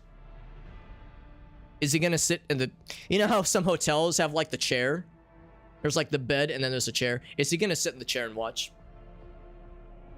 I don't know. We can also read, we can read a thing. How to express your feelings to a noble lady. There you go. I know. I didn't want to say it, Farsight, but yes. He observed, Master Train gets it. He has to ensure her needs are met. Her needs are being met. Don't neglect the clitoris. She really likes it. A little bit to the left, except he can't talk because his tongue has been shortened surgically to 0. So he'll just, maybe he would like use his hands and like guide us. No, lower. Promise me, trust me. It's gonna be lower. She likes it that way. Yeah. Never in a bra. Mine either, Johnson. Samesies. One wrong move. One wrong move. Honestly, good for both of you. Honestly, Good for you and Joey and the cats. Yeah, the guiding hand. Well, again, he can't talk, so he's got to help out somehow. There's a PowerPoint. Yeah, he's got a PowerPoint presentation and a little laser pointer pointing it at the screen. Yeah, I got the G-spot. I was thinking like, yeah, he would gently encourage more clitoris action or foreplay. So, how do we express our feelings to a noble lady? Yeah, exactly, Master. She left us an instruction book on how to wee a nice lady. How to wee a nice lady? How to woo a nice lady? Maybe wee on a nice lady. Maybe she's into that. I don't know. Yeah, he's just filling out a report card. A grade sheet. A refined lady. Maintain pointed courtesy. Never defile a noble lady's ears with crude or indecent words. Yo, let me see that. Yeah, let me see that booty. Don't just fucking shout that. Remember that a relationship begins with the right choice of words. Compliments accentuate her finest qualities. Don't put her in a position of discomfort. Elegant and well-spoken, with genuine warmth, may bring about a change in the lady's eyes and other regions as she looks upon you.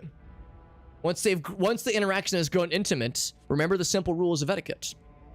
Should she drop her handkerchief like, oops, an accident, perform the following gesture. Pick up the handkerchief, wait a moment, bring the handkerchief to her lips, touch it lightly to yours before returning it to the lady. It will assure the lady of the seriousness of your intentions. To be clear, I'm not supposed to wipe my penis with it before handing it back to her. Or my ass, for that matter. I'm not supposed to wipe anything else. A little disappointing, but I respect it. I'm trying to learn the ways of space culture. If space titties are to enter the equation, I want to make sure I understand the space rules. Only Pippi wears clothes. By wears clothes, do you mean a collar? Because we all can agree if a pet is not wearing a collar, they're naked. But if they are wearing a collar, they are fully clothed. Yeah, exactly, Johnson. Yeah, not that kind of crudity, although I enjoy the crudeness. Flower bud of true feelings takes time to blossom. Patience, loyalty, impeccability, and not making fun of how tall and purple and gilled she is the way to do it. There we go. I'm gonna collect that. That's going into the collection. All right, anything else here? Also, am I gonna turn around and there's gonna be like a flock of people at the door listening? Like I'm gonna open the door and like 14 servants and officers are gonna fucking flop over the floor and be like, oh shit, we weren't listening. They all had like cups to the door. We weren't spying on you, we promise. One of them was looking in the peephole trying to see space tits. Trying to see some purple space titties. I'm like, listen. She's a classy lady. These things, they take time, okay? He wears little kitty cat sweaters. Aw, that's so sweet. A little buddy. Oh, that's right. I remember this room. Yeah, we fought a battle in this room. This is a cool replica of the ship. I was just kind of looking around to see if there's anything else worth snagging. Back to the bridge. Back this way. Is this also to the bridge? That is a dead end. Yeah. Okay. Only one way to go, and that is up. To the bridgerino. Kitty cat sweaters. We've never tried to get the cats to wear any kind of clothes. Barrett or Shayna. We suspect neither of them would appreciate it. We did get Shayna to wear a little handkerchief for about 10 seconds. And she tolerated it. She tolerated it for about 10 seconds longer than I expected. Enough to snap like 40 photos. I went rapid fire because I knew she was gonna like, she was gonna wriggle out of it very soon. But I got some good photos of her being a little cutie patootie. Not that it's very hard for her to do so. Is everyone calmed now that our purple girlfriend is not scaring people in the library? Our purple wife. I don't want this. I wish for those kinds of interactions to not scare people.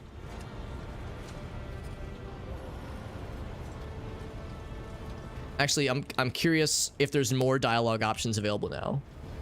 Like, yeah, Abelard. Like, would he have opinions? Lord Captain. Scan you from head to toe with his scrutinizing gaze, but no new no new stuff As you here. wish, Lord Captain. Of course. Oh, actually, yeah, I already asked him about his family. I remember that. A noble. Yeah, nothing else new. Yes. Lord.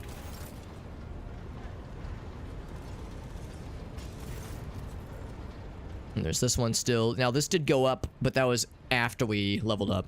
Oh, the Vox Spirits. No information. Okay. Interesting that it shows as clickable every time. Even if there is nothing new.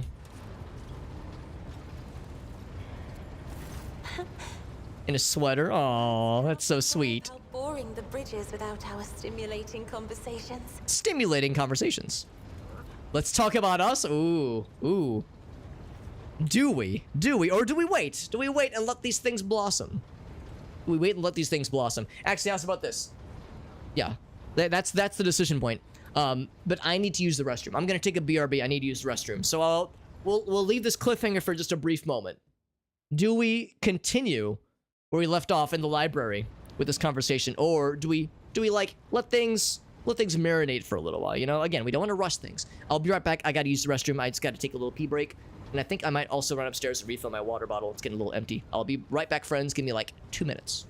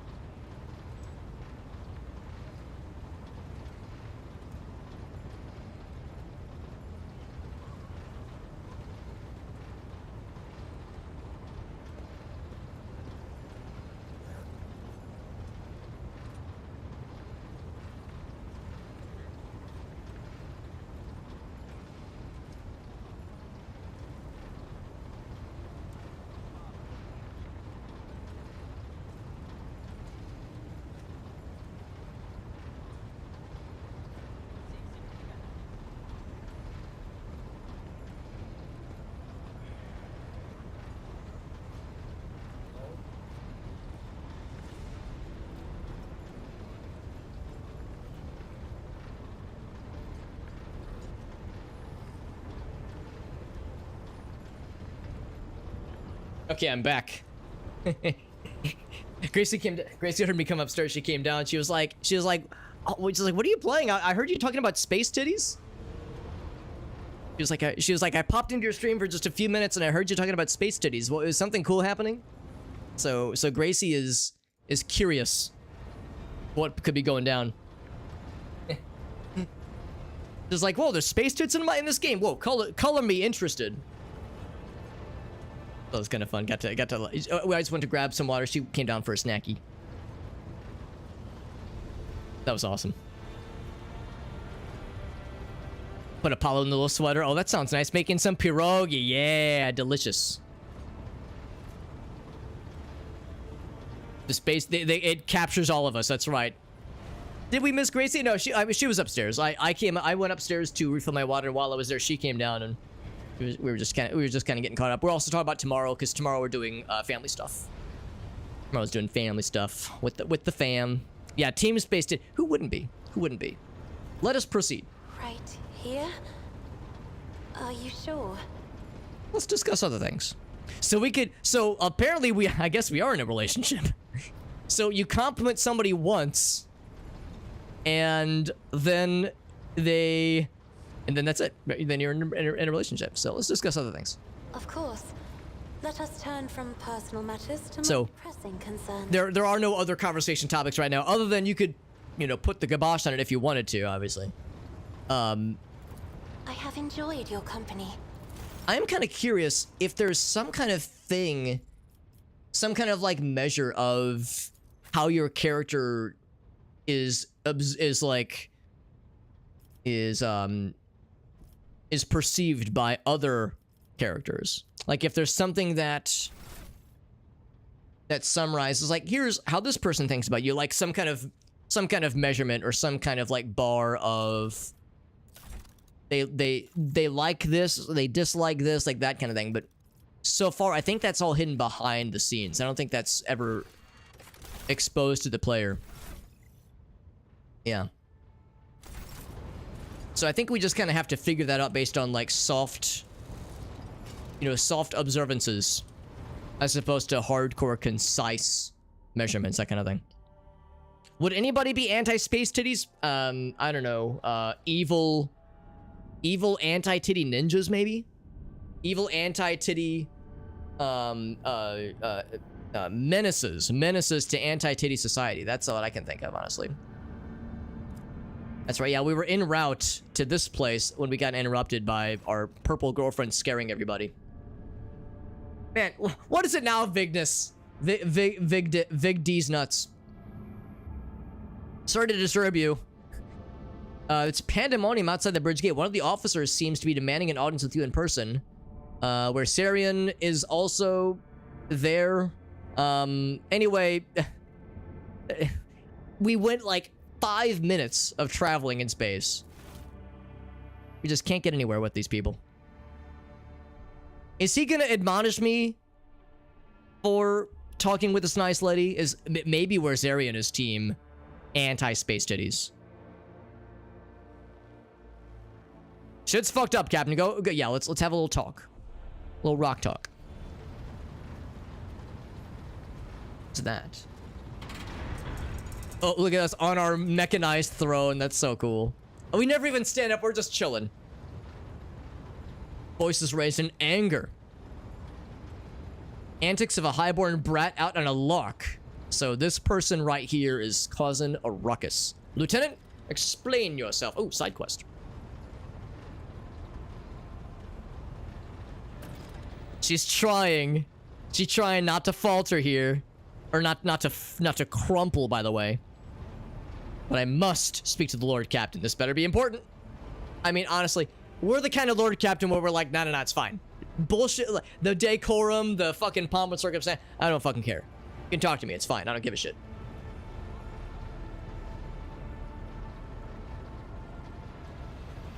Logged on your personal file without delay, he says. It probably is important. I don't think these people take this kind of shit lightly, honestly. A real event. All right, what do you got? Are you gonna vent to me? But on a serious note. Falls silent and then adds rashly, it is extreme importance and urgency. Yeah, it's the best chairs, yeah. Maybe she's gonna tell us that somebody within my crew is anti-space titties. And that it would be grounds for massive executions, at minimum. A report, not a shouting match.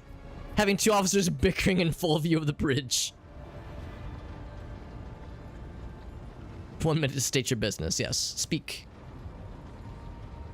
An assault unit will be dispatched to the lower decks on orders to crush the worker strike. I believe the step is unwarranted, that the crisis was provoked by the actions of one of the senior officers. Oh, she's like, yeah, this is not the kind of news that she wants to report to us, but it's important and it has to be done. Yeah, exactly. Yeah, who would dare refuse such a thing for our side? A skeptical huff. The actions of oh shit, where's Arian? You did something. A mutiny or a massacre could be at hands. She's been preparing. She's been trying to bolster up the courage to say this.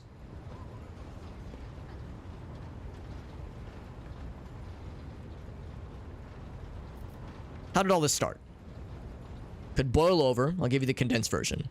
The enforcers found a cultist amulet on the body of someone who'd been killed in a drunken brawl. Reported up to the chain, arranged for a cleansing, opened an investigation. No heretics are alive, but the search brought tensions between enforcers and workers. And I'm saying over here like, yo, this has been bubbling over and no one told me about it. And Warzarian's like, listen, it was not important enough to bring to your attention. The lower decks, as it so happens, are in revolt. It happens, you know, sometimes a 1,000 or so workers try to murder us. We deal with it, right? A revolutionary leader rise up who dared to establish workers' rule across the ship. It took a month to restore order. 8 years later, still on the still battling rumors that the hero survived the execution and was going to try to rise up again. It says we have enough enforcers to deal with the situation at hand. But word of the Lord Captain carries more weight than a salve from 100 bolters. The rogue trader addresses the malcontents directly. We will quell the unrest. Break up brawls in the mess room. Yeah, Abelard's over here saying none of this is worth the rogue trader's attention. Sending a hit squad to crush the rebellion is a means of ignoring the problem, not solving. Warzarian, what do you think? And he said, or no, or rather, how does he factor into this? He says, I will explain. I shall speak as long as I see fit, he says. And establish order to the way things are done here. It is my role to ensure that to like deal with these kinds of moments, internal problems, that kind of thing. Okay. So he says yes, there was a revolting of sorts, and I dealt with the matter. And then she says, Warzarian, you did too much. You took it too far. Arrests, interrogations, mass punishments for the whole sector.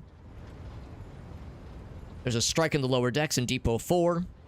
3 worker clans involved, but many more are passively supporting them.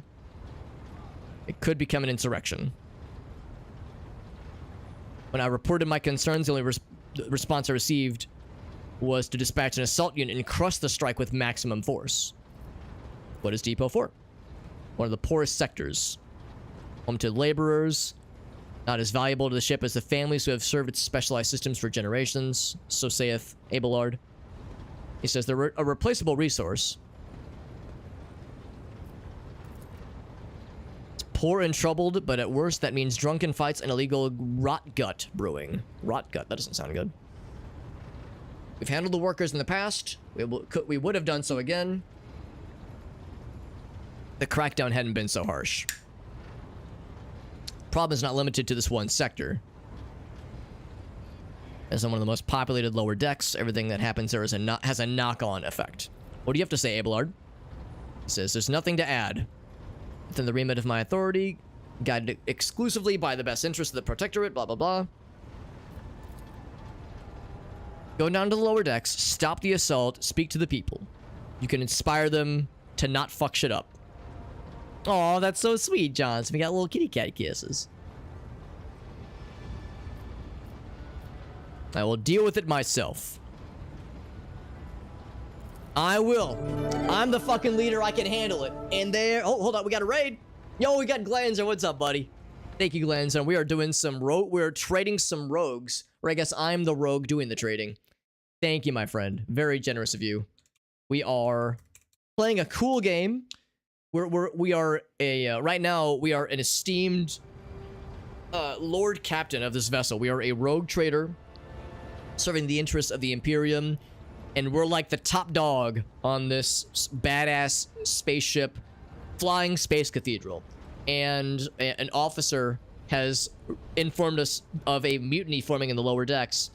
Our like head officer bodyguard guy is like, no. We'll just like kill everybody that is like being mean or is threatening to mutiny.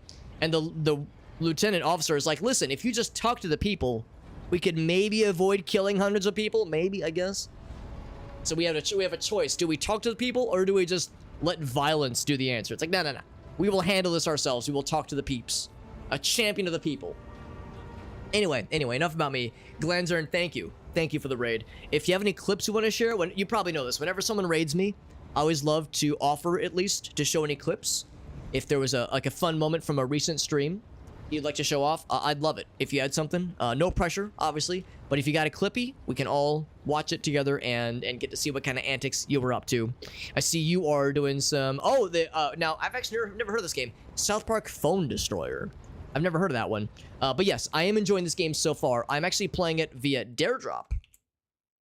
And that includes the fact that we have some dares we're working towards to unlock. Or rather, dares we're working to achieve. And once we complete these dares, we get extra Steam keys to give away to viewers. We got a ways to go because we're only at kind of the starting... We're in like the second act of Chapter 1. So we got a good, probably stream or two of Chapter 1 left before we get into Chapter 2. And the nearest one of those dares is to beat Chapter 2. So we got a ways to go. But we'll have Steam keys to give away after a bit, which will be fun. Also, Mallory, good to see you, bud. Yeah. That's right. That's where I know your screen name, Glens. That's right. Yeah, fellow Dare Drop homie. Good stuff. Got some cross blitz. There we go. Yeah. So you know all about the stuff. You got the Chapter 2. Yeah, so you know. Yeah, Glenser knows all too well. It's a long game. I'm liking the game a lot, but it is a very long and very dense game. Lots of text, lots of lore dumps, lots of, like, navigating through menus and understanding systems. It's a lot, but it is an Owlcat Games game, and they, of course, made the other Pathfinder games, Wrath of the Righteous and Kingmaker. They're all very dense and all very complicated, and a lot of meat, a lot of heft to them, but I'm liking them a lot so far. Yeah, 80 hours, you're probably right, honestly, yeah. But like I said, Glanzer, appreciate you very much for rating me, and the offer is on the table if you got any fun clips you want to share. Does not have to be from a recent stream, could have been from a year ago or 12 years ago. Does not matter, but if you got something you want to show off, I'd love to see it, because you've done me a solid by rating me. The least I can do is to say, like, as a thank you, is to say, no, what's something I can do to show to my folks that we're already watching, so we can, like, you know, cross-pollinate our peeps. People could get a little taste of your content. Wasteland. I've never played the Wasteland series, but I know that is a CRPG series that is more akin to, like, old school Fallout, old school Baldur's Gate. This game has a lot of that for sure. But anyway, yes, so we said we will take on the mantle of addressing this mutiny that is forming. Take care of business ourselves. We want to be that kind of leader that takes care of shit. We want to be active and attentive and badass. And Abelard's like, oh, he's breaking decorum. How dare he? He says, but at least let me escort you. Fine. So there might be a fight. I'll bring everybody. We'll bring everybody. These two are mandatory. Let's see if we can dialogue our way through this situation and avoid combat. We'll see. What's up, Violet? Good to see you, bud. Yeah, this game's really good, though. This game is really good. I know, Glancer, you said you're thinking about jumping on this bad boy. It's very good. yeah, this weekend, it's a good one. There, you've probably heard there are some bugs. This person's a little nervous. There are some bugs. I haven't really encountered anything too spicy. But I have seen on the Steam reviews that for some of the later chapters, there have been some somewhat gnarly bugs that have caused some problems for folks. They're patching this game on a near daily basis. So, you know, it's a bummer when a game is released in a buggy state, you know, when it's like they're clearly still trying to iron out the kinks. It's a shame when that happens, but to the developers' credit, they're hitting this game real fucking hard with patches, trying to, you know, polish things off.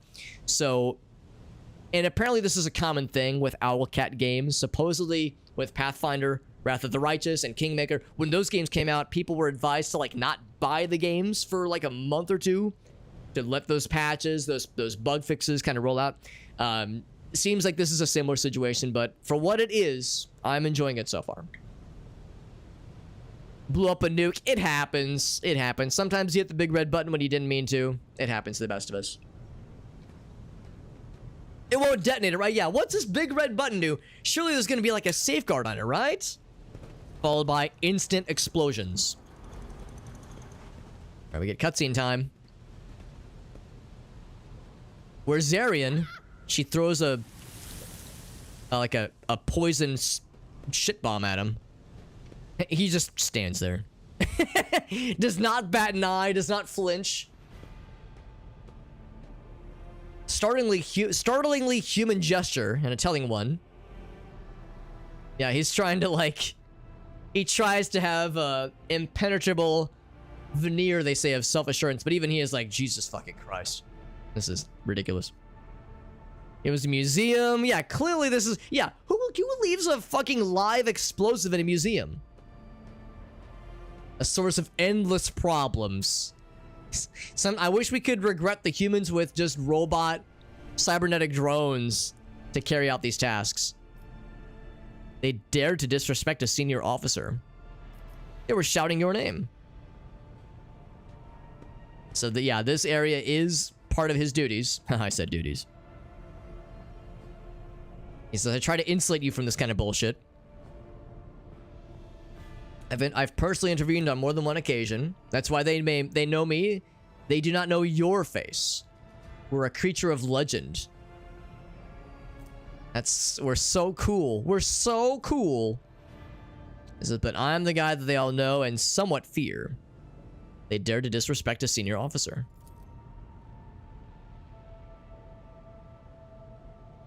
Yes, that's that. But us being here is part of how this happens. But junior officer's worst. It is a junior officer's worst failing to pass the buck up the chain of command. I've never been able to abide it, he says. Says it was a mistake to come here.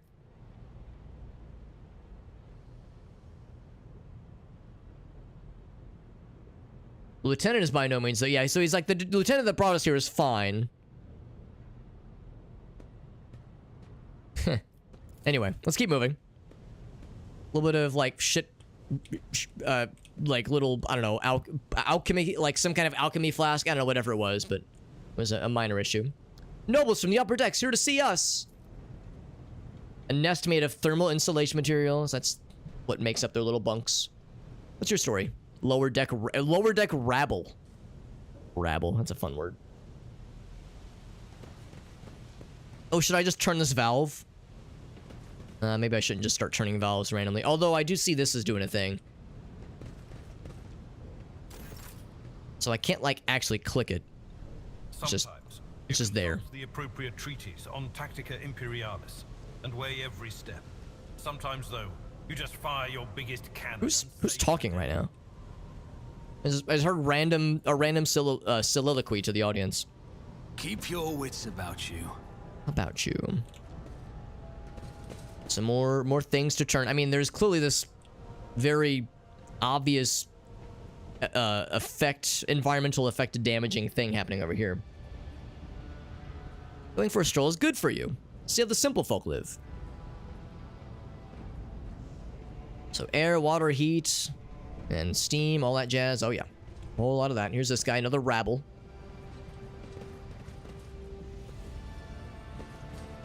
Everyone's like, wow, nobles are here. They're so cool. There's Arilla, or Arvilla. He's pointing sternly at this fella. What's going on here? What's the meaning of this? Heated discussion. Oh, that's one of the enforcers.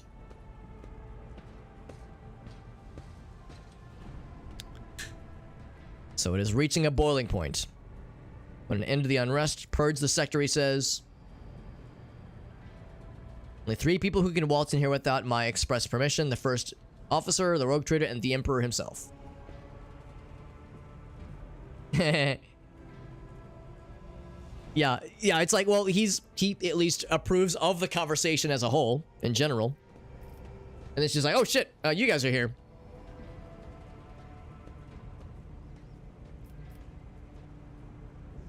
Some locals on our way here. The conduct was outrageous. Oh, they did throw things at this guy.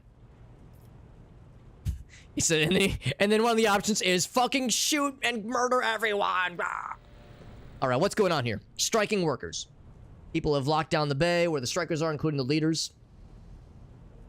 Situation is under control as far as resources allow. All right, so yeah, there was some not good conduct. People threw shit at stuff. Threw shit at people, that is. They're getting desperate. The assault unit thought it meant the worst. Says, we'll deal with them once the current situation is resolved. I want to speak to the strikers. Yeah, and then my bodyguard, or like, he's not really a bodyguard, he's the first officer. He's like, good. And she's like, sure. And then she says, also good luck. Good luck. Don't get fucking murdered. So a path is open. I do want to explore a little bit more before we go down. In case there's other stuff. Oh man, this is where the striking is happening. Okay. Anything over here? I think the answer is probably not. And I'm trying to take care not to go down this way because clearly there's some stuff going on, and I can't even click in these vents even though they are highlightable. Vents and valves and such. So they threw this shit bag at us. There's a door we can open. Oh. Yes. Container can be seen. Examining the pipe will allow you to reach it. A container. What did it say? Oh, not you. Container can be seen beyond the bars. It can? I just see the valve. So let's inspect it. Unless they meet on this side, maybe? Top or get left in the dust. What do you think? Can I talk to you?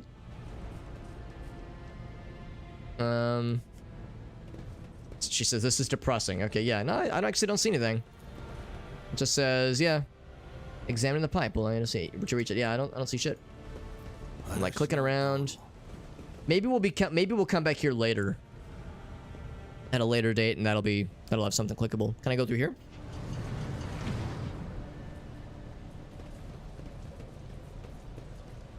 There's some goods down there. It feels a little weird looting my own ship. Actually, I guess I'm technically looting the bowels of like the lower decks. So I might be stealing from my own peeps. But I guess what's on the ship is mine, so I guess it's okay. 'Cause I'm confiscating this. Actually, that's kind of nice. The machine right set would be helpful. Yeah.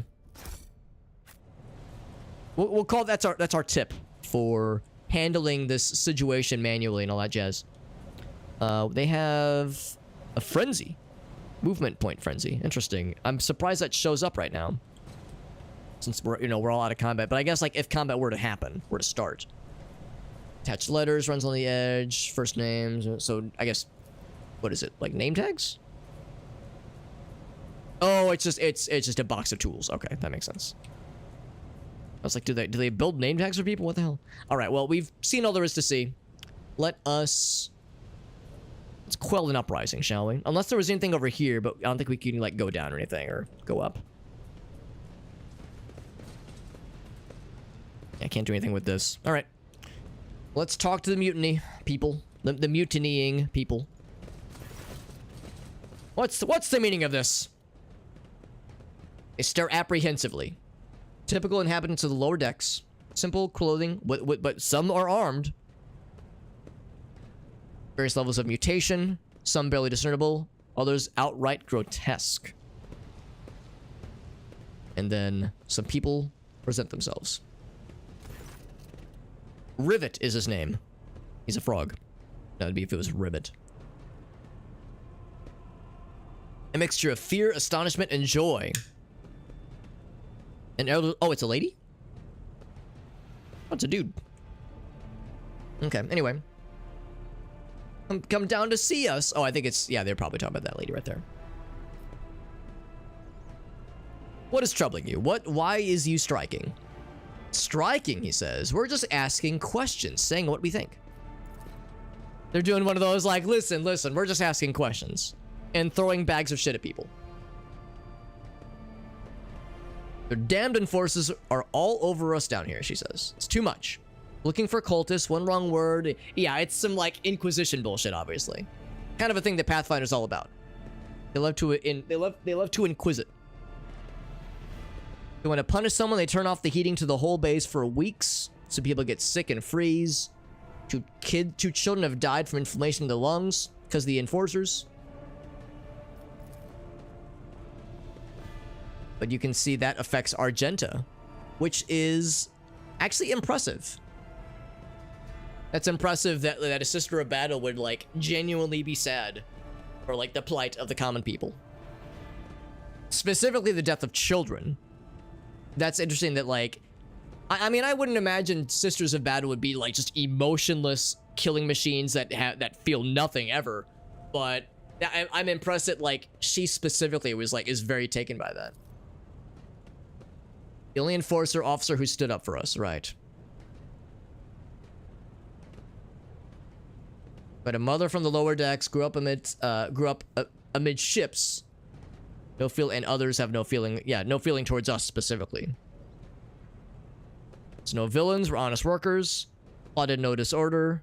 We're on strike openly, and now there's guns pointed at us. Yeah. They're humanitarian workers, so yeah, they really are battle nuns. Yeah, compassionist. That's impressive. I didn't realize that the nun aspect was that pronounced for the Sisters of Battle. I really thought it was more about the Killinations. But yeah, when in the rare occasion when the bolters are not actively being fired into the skulls of heretics, there's like actual humanitarian stuff being done.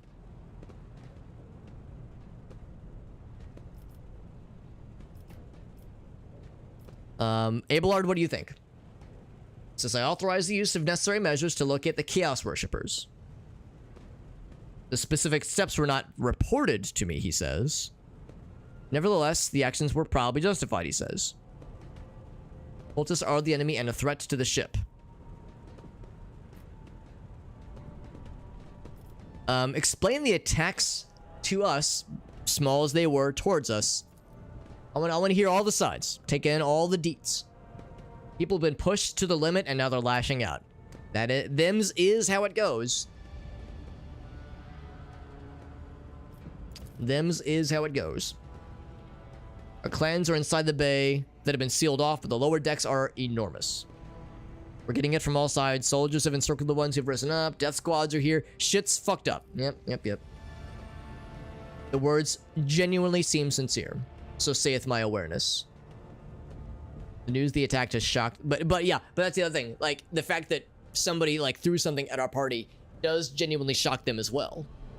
So, our intel informs us that this is honest. Like, this is not them being like, hey, we're secretly scheming. We'll go ahead and say this one too and see what they say about this. They found a, what's that word? Guga on a dead drunk dude. Not sure if it was evil or forbidden. The enforcers said they're looking for heretics.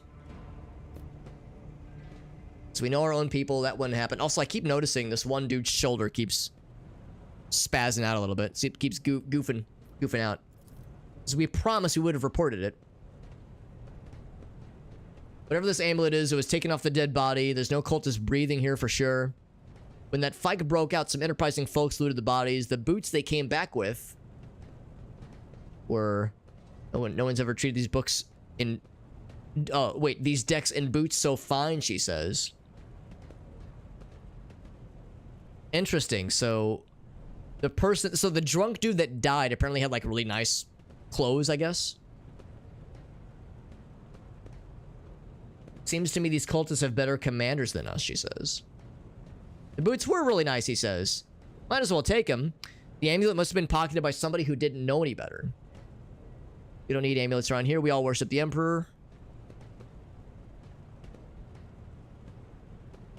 We are people of faith, I promise. Argenta says, whoa, whoa, whoa, whoa. Weren't you taught about the dangers of heretics? Unfamiliar objects could be one of them. Last time we saw a confessor in our sector, it was Jeff Zester. I had heard had my third little one, she says. That is regrettable, yeah. Who you blame when beasts crawl out of those amulets you stole from the heretics, yeah. Alright, well, what changes do you want?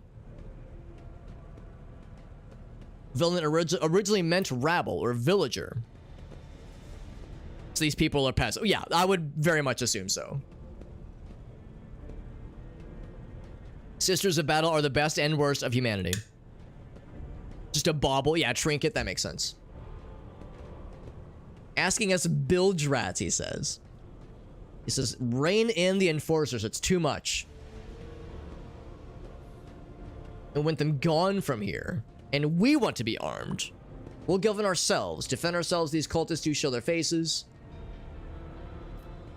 I think lowering the fuckery, I think, is reasonable. Arming them might be a tough one. That might be a tough one.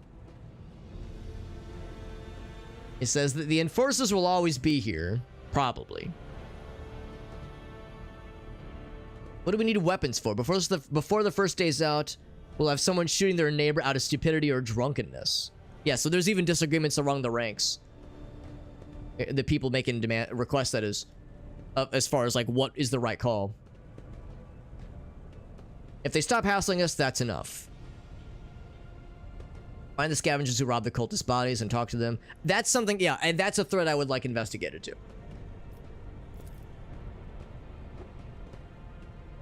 I want real change, yes.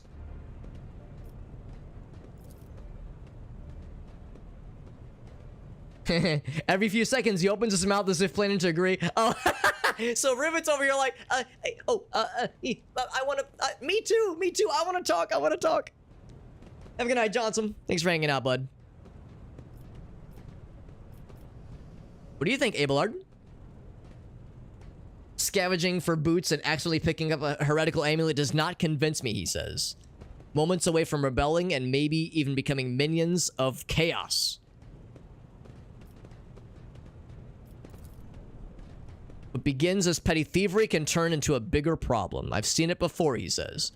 There was once a sergeant in the Imperial Guard regiment that was stationed nearby. The sergeant took an ordinary pocket knife from the body of a heretic, and his whole unit lost their lives for it.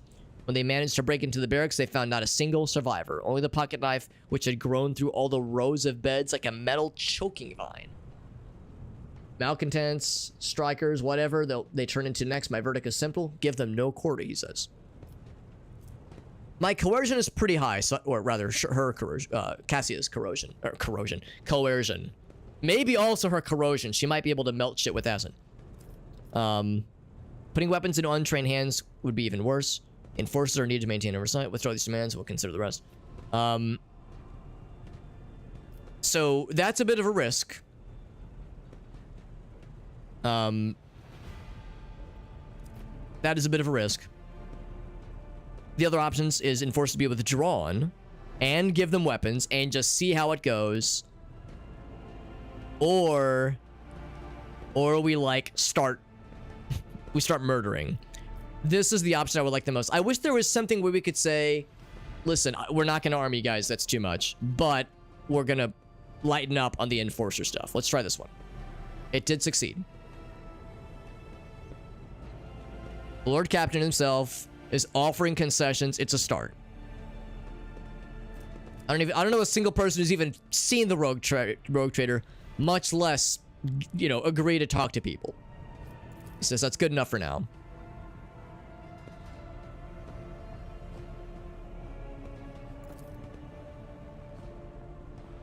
Yeah, so this is how it goes sometimes. Even with these kinds of efforts, there's a disagreement among the ranks.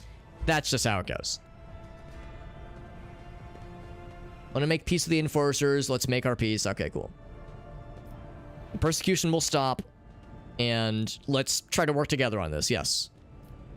Yeah, let's do that one. I think that's the middle ground. You know, the lifelong fence sitter, right? That's the middle ground to look for. Yeah. Yeah, we want to be, I guess that's the iconoclast direction of like trying to champion the people.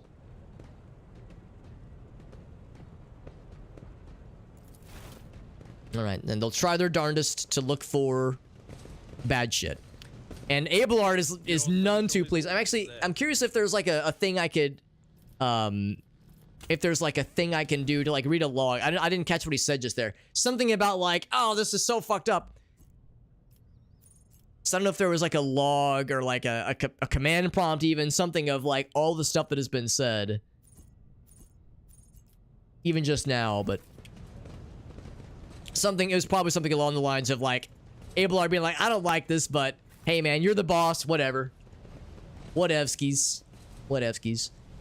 So everything else is fine. This is the guy that had the funny shoulder. He's got a cool cape.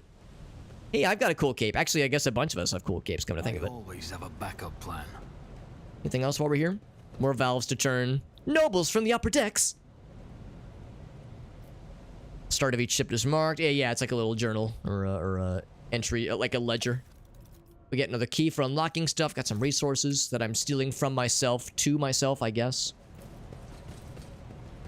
Heat sink warms the air to a scorching temperature. Warmest part of the bay. Wait, what did it say? Workers have dragged desk chairs here. Oh yeah, like if they want to warm up. That's not a bad idea, honestly.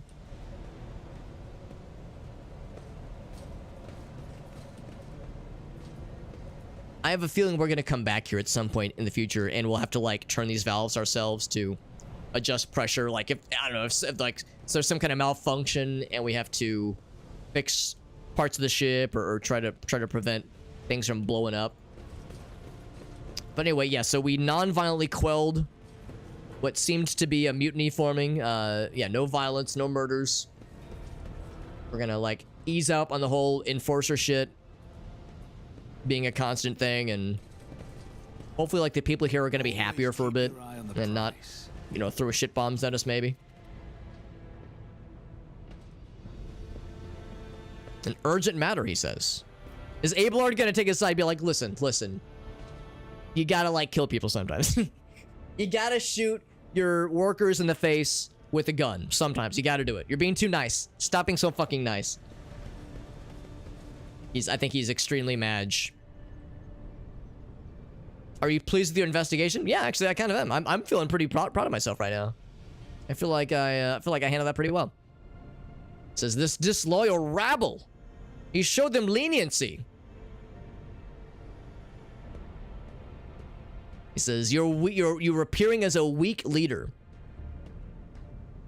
And I'm over. Yeah, we could take a couple approaches. I solved the problem.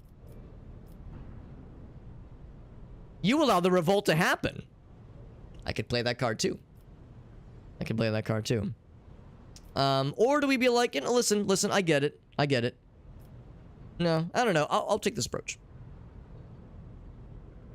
I solved the problem, but why did you have to be the one to do it?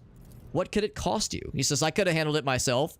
It would have just involved a couple of dozen, maybe 100 or so deaths. Do you think Theodora ever set a single foot into the lower decks? Of course not. No, of course not. This is how she handled it differently.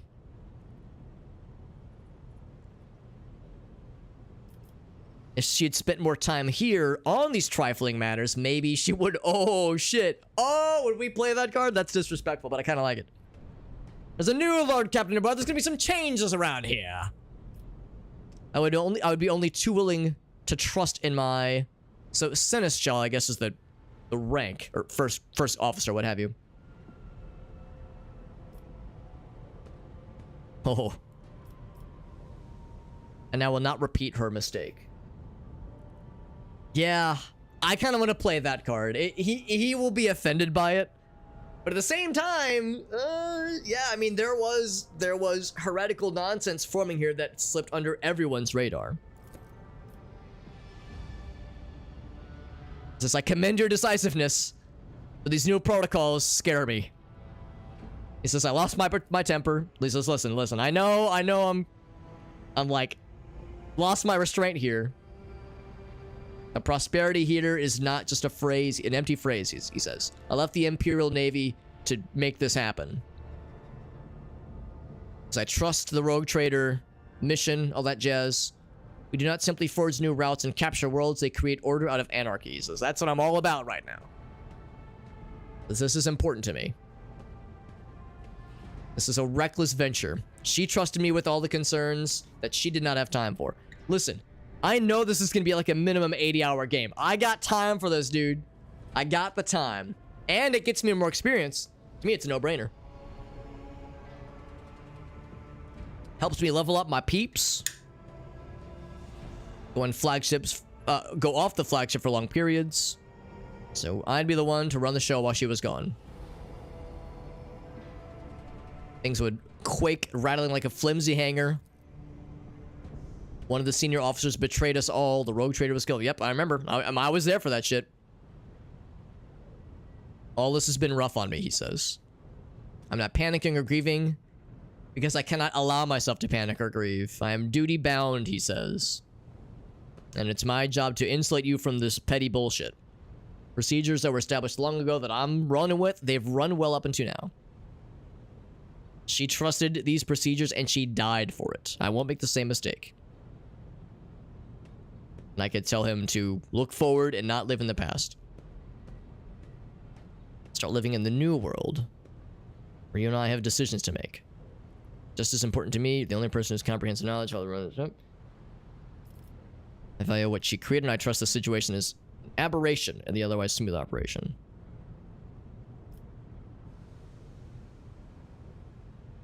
No plans to rely on your judgment or your tried and tested procedure. Yeah, as always, some of these are kind of mean. I kind of like this one.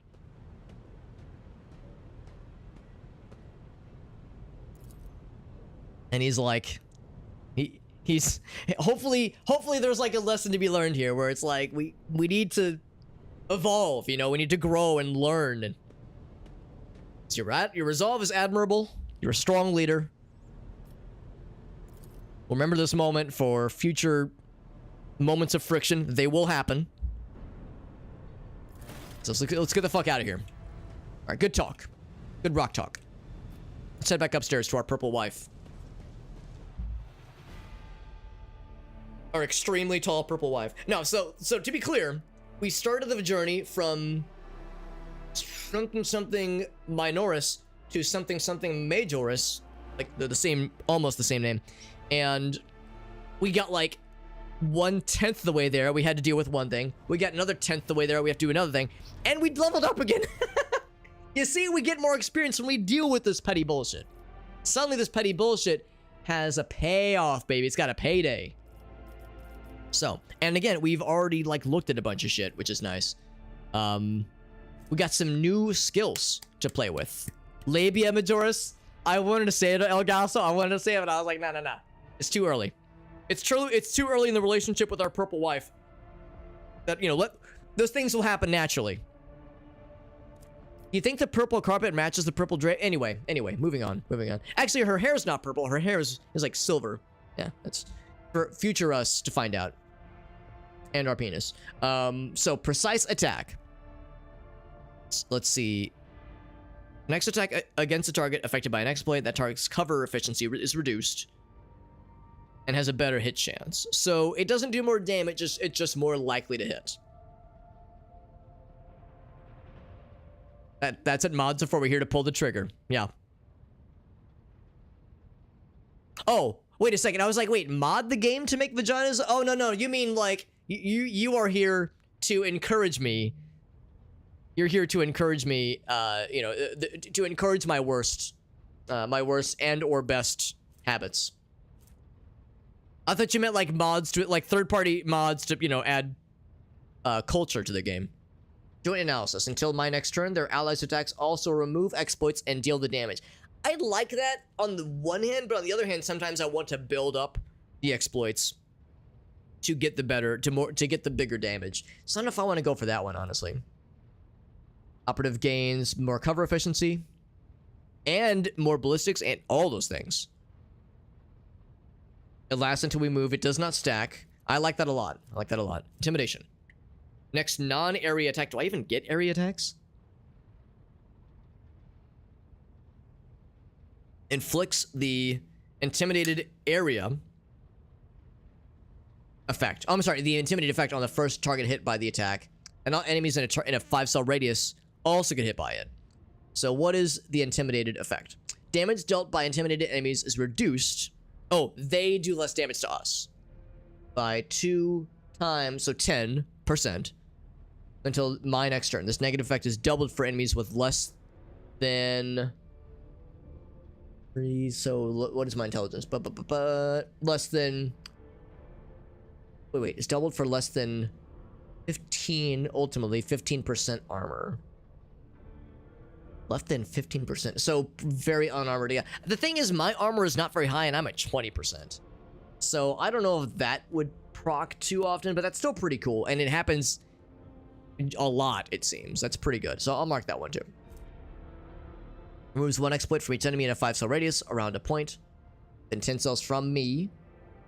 There's only 1 enemy in the area. We removes all exploit stacks. And then everybody else gains armor based on the exploits removed. And if there were 4 or more removed, then I gain a bunch of damage until the end of combat. That's pretty cool. That is pretty cool, and that could get like pretty disgusting in a fun way. That's pretty. I like that one too. I think I like Perfect Spot the most.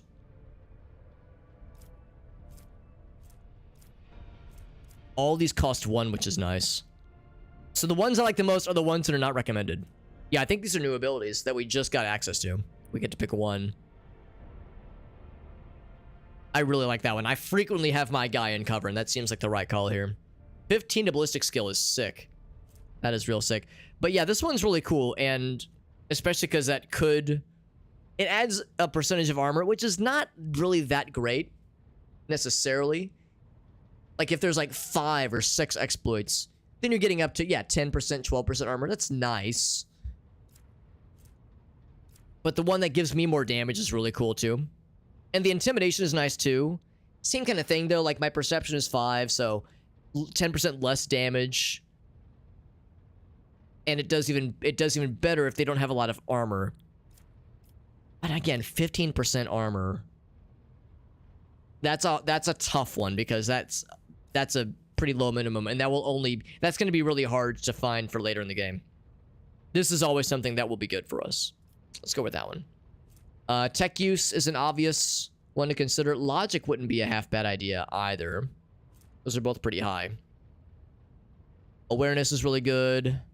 Medicae, I think I leave Medicae to somebody else. The lore checks, I leave to other people too. Yeah, let's, I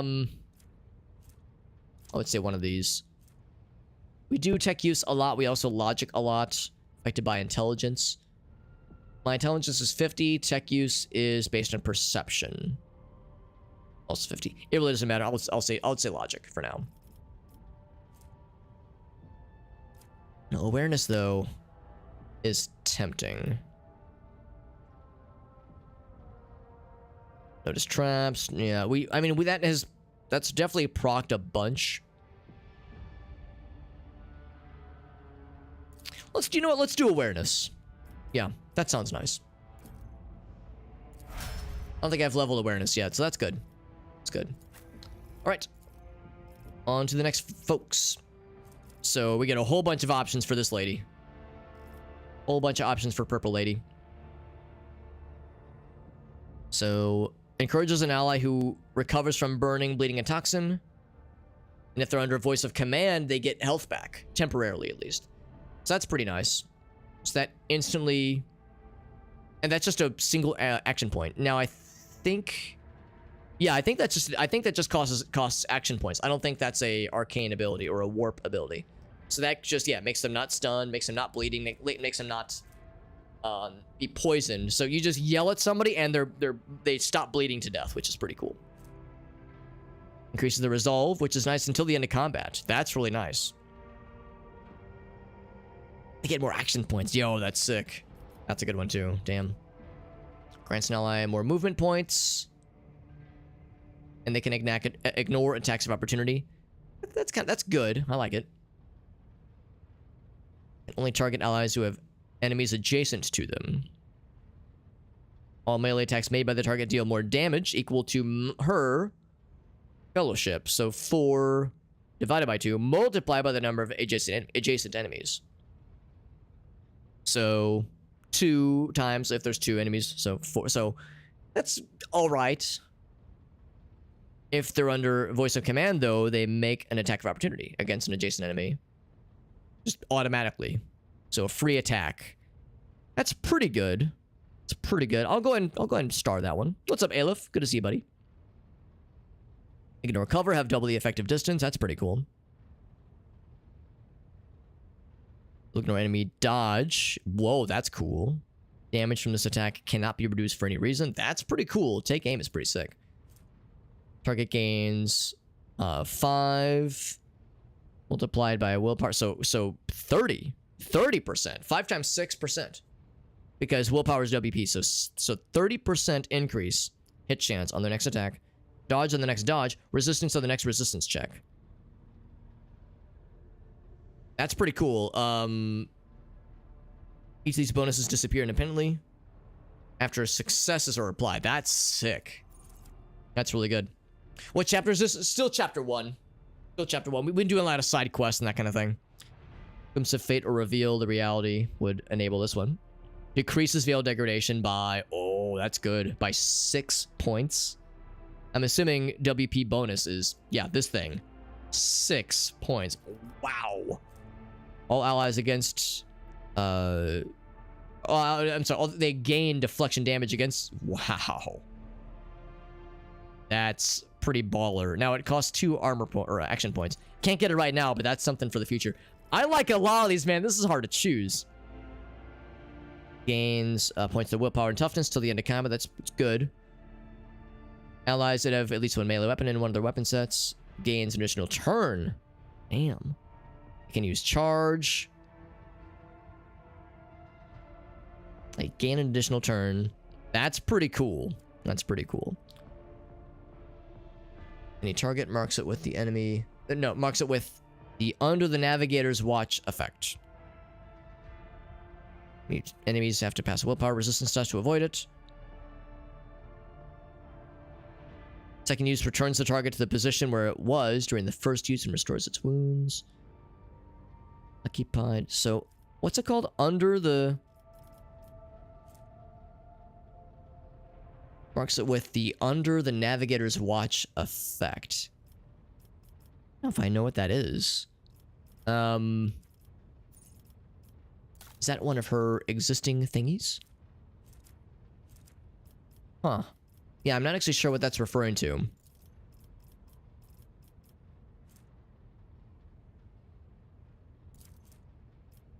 of course, I can't use this one right now anyway.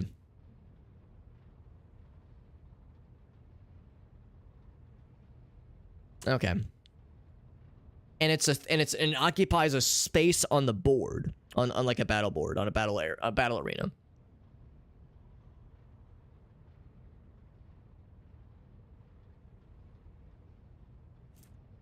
Oh wait, no.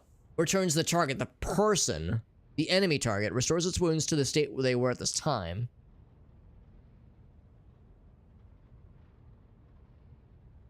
Enemy targets pass the willpower test. Huh. Or maybe you could target... Oh, maybe you can target a friendly with it too. And when you use it a second time, it teleports them back. I'm trying to figure out why you would want to do this. As it kind of rewinds time. Which is cool. So you use it once. They're under our watch. They can do all this stuff, and then you use it a second time. They get popped back to where they were, and their health is restored. Okay, yeah, all right. I'm piecing together what you could do with that. That could be extremely powerful. It's kind of elaborate, but that, like, you know, we use that on our melee guy, send him into combat. He gets his, like, he's fighting a boss, he's getting his ass kicked. We use it a second time, it warps him out of that combat, and he gets all of his health back. I don't think it would undo the damage to the bad guy, too, so that's pretty impressive. I guess they were saying you could use it on a bad guy, too. I don't know why you'd want to. I guess if you were worried a bad guy was about to get healed, you could do that as, like, a snapshot, like a save state. That's wild, actually. Yeah, that explains the hourglass. Only one action point for that shit, too. That's impressive. I can't use it right now, but that's pretty sick. What else we got? Navigator deals damage to an enemy held in my gaze. So 1 plus 2 times willpower bonus. So that's actually 13. Because her willpower bonus is 6 plus 6. So wait a second. Hold on. No. Well, it depends on how the order of operations are being applied. It depends on how PEMDAS is being applied here. The way PEMDAS should work is that the M comes first. So it would be 2 times willpower bonus plus 1, not 1 plus 2 times willpower. If it was 3 times 6, that'd be 18 as a minimum damage, which would be crazy. It's probably 2 times willpower bonus plus 1, which is 13, which is more reasonable. Minimum damage of 18 would be bananas. Goes all the way up to, I'm assuming the same kind of assumption here. 4 times 6 is enormous. 24 plus 6. So 30 as a maximum damage. That's crazy. Pass a willpower test or become immobilized until the start of the next turn. God, that is disgusting. And it only costs 1 action point? Good Lord almighty. Radius of 16 or range of 16 cells? That's disgusting. What's this one? 3 times... Okay, so same kind of thing here. So 2 times 6 is 12 plus 3, so 15. To 4 times... My God. To all targets in a line and inflicts the soul burn. What is this? What is this fuckery? That's amazing. It burns their soul. They suffer more damage at the start of that turn. At the end of their turn, they must pass a willpower test to remove the flames. Wow. Now, Psychers suffer additional damage every time they use psychic powers while they're burning. God, that's fucking bananas. That is just bonkers. Scourge of the Red Tide creates a 3x3 zone. Every creature in it that enters it or begins their turn in it suffers from. Lots of parentheses here. 1 plus our bonus, which is 6. 2. 12. So to 16. Damage. The zone remains for 3 rounds. Wow.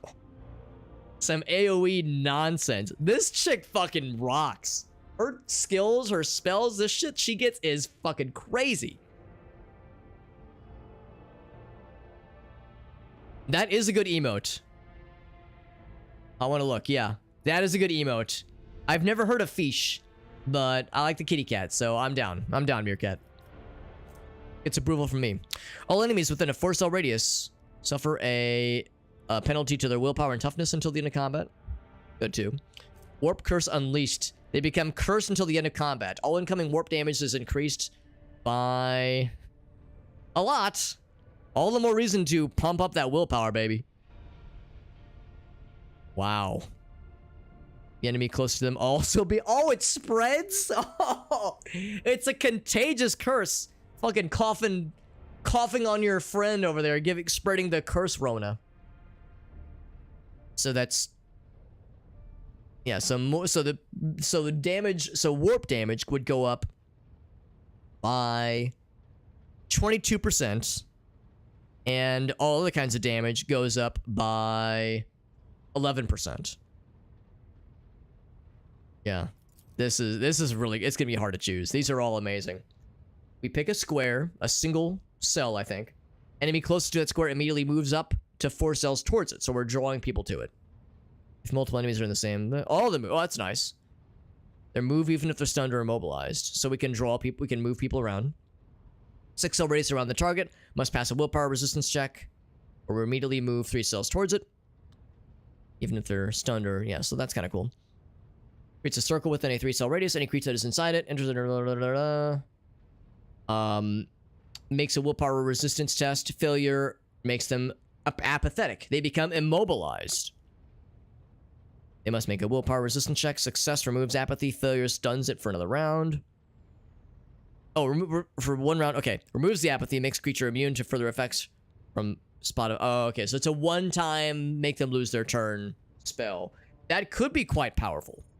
But it's a one-time use thing, which is unfortunate. But that is pretty cool.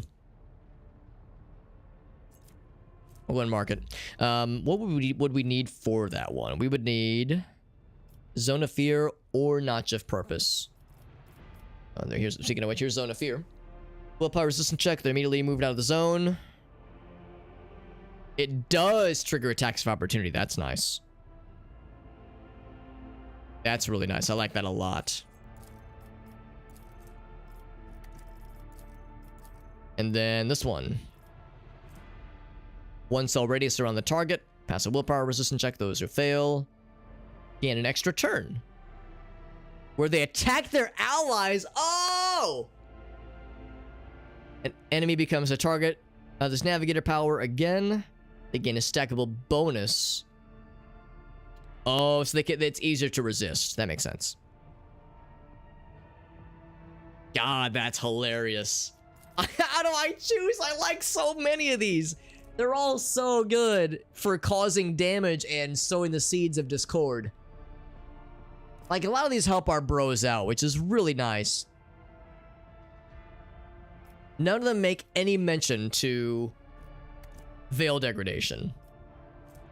I'm sure some of these, like, do that, though. Touch of Anger is hilarious. The problem is that it's a 1 cell radius thing. The initial casting range is quite generous, 12 cells. But yeah, if you need 2 bad guys or more next to each other. Just pick the first one and go down the list. Yeah, the problem is I need to, like, what's the one I like the mostest? Now, the good news is a lot of these we can't use. We can't get that one, can't get that one, can't get these 2. So the list is truncated significantly. So I could get either of these 2. This one is pretty cool too. In fact, I think I almost want to go for this one. Only costs 1 action point, and it's a 3x3 zone. That's pretty sick. That's really nice. That, again, comes in handy for boss battles, that kind of thing. That's only good if they're under the effective voice of command. That's good, but I don't know if I want that right now. It might get good later on.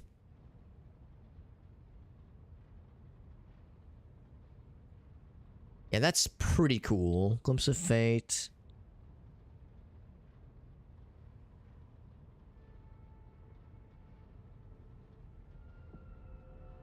That's really cool too. Yeah, a lot of these I just genuinely enjoy in general.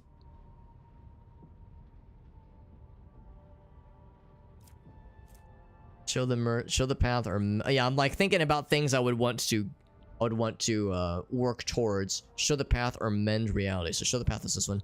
What's mend reality? This one here. So yeah, there's like a chain you have to kind of build towards. Yeah, there will be more levels. There definitely will. Absolutely. Yeah, so if I want like the crazy stuff, we have to work towards it. Maybe that's something to consider too. But then you get shit like this, which is the damage is, but just crazy. 1 creature, all creatures within a range. Oh my god. That's nutty.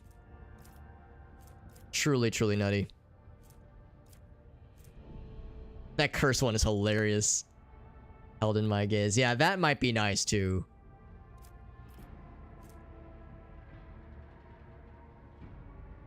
Closest to them also become cursed. Yeah, that's hilarious. Like a kid in a fun abilities and spells candy store, which is very real, which is a very real thing, probably. Become immobilized. Yeah, I think I'm gonna go towards this one because it leads to some very fun things, including the warp curse unleashed. Man, so many fun things. This character is fun. She might be my favorite, not even from a waifu perspective, but just from a perspective of there's just goofy shit she gets, and you love to see it. Now, sadly, I don't get to see the ones I had starred here, which is a little bit unfortunate, but I think I can skip through all these and just focus on the things down here. Now, we already have some of these. Yeah, we got Under My Protection, which is a really good one. Yeah, for some reason the common talents don't let you see the stars or make stars.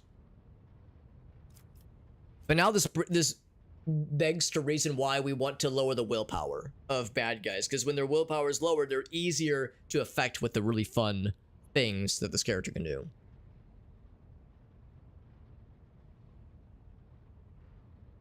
Perception is 5, so that'd be 10% additional damage from warp damage. It does stack with every hit, which is pretty cool.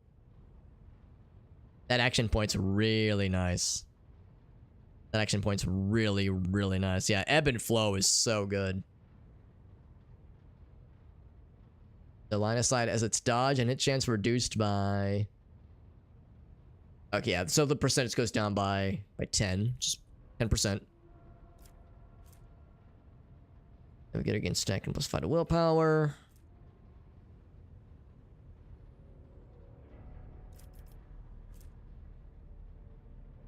Next resistance test. Okay. Veil degradation reduced by 1. I wonder if that means veil degradation for other people. So maybe she doesn't have it at all. Still don't understand strange vitality. I need to like look that one up off stream.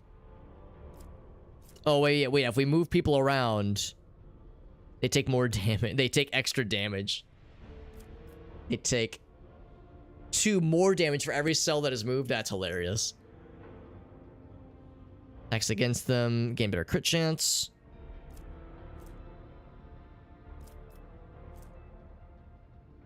Armor reduced. I'm actually more curious about knocking down their willpower.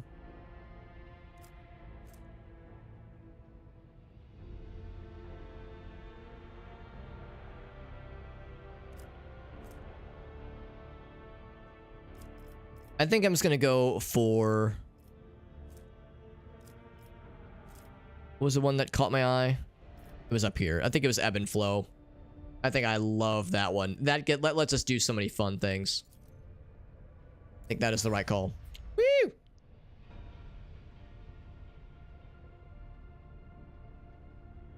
Not just from a waifu perspective. Aw, that's so sweet, Mallory. I'll tell that to her later. Tomorrow, that is. Dreamer, I know, it's real slow. It's real slow, but these choices are important. We actually cannot raise ballistics anymore. You already have this feature? Interesting. Oh, it's because ballistics skill. Actually, yeah. I'm kind of surprised it doesn't let us raise it up more. But yeah, that's genuinely surprising. You already have this skill. I didn't realize that was a one-time thing. I thought this was something you could get multiple times. So agility makes sense. Willpower is not very good. Strength would allow us to wield cooler weapons. Perception is nice. Agility probably makes the most sense. Dodging bullets, that kind of thing.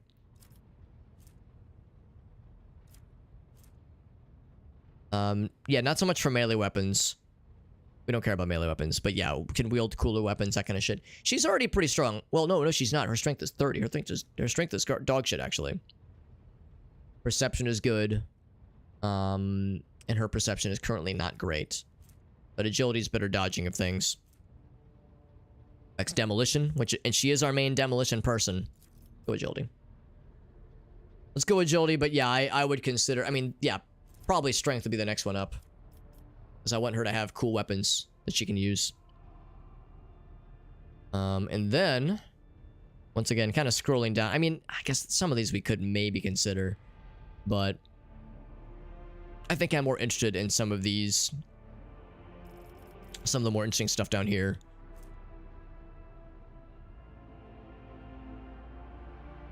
Again, Xenos are demonic creatures, so that would be the scary things, bosses, that kind of thing. That will be the kind of fight that I'm the most nervousest about.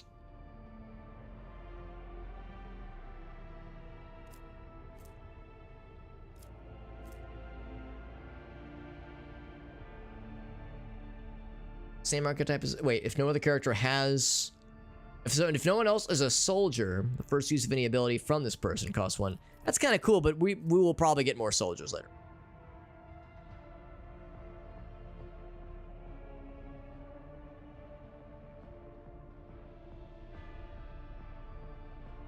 Huh. Imperial World characters lore are always 0. I don't know if I'm... Yeah, I don't like that one. Well, and I guess... Because she wouldn't be the one to make those checks anyway. Yeah, that's good. What do we have here? Warhammer, a Furious Recital, gain 1 stack of the Disturbed effect. Adjacent, gain +2. Equal to momentum restored while using this ability. So what is the Disturbed effect? Negative 10 penalty to willpower fellowship checks. That's good. It's not amazing, but it's good. Don't I already have this ability, Litany of Hatred?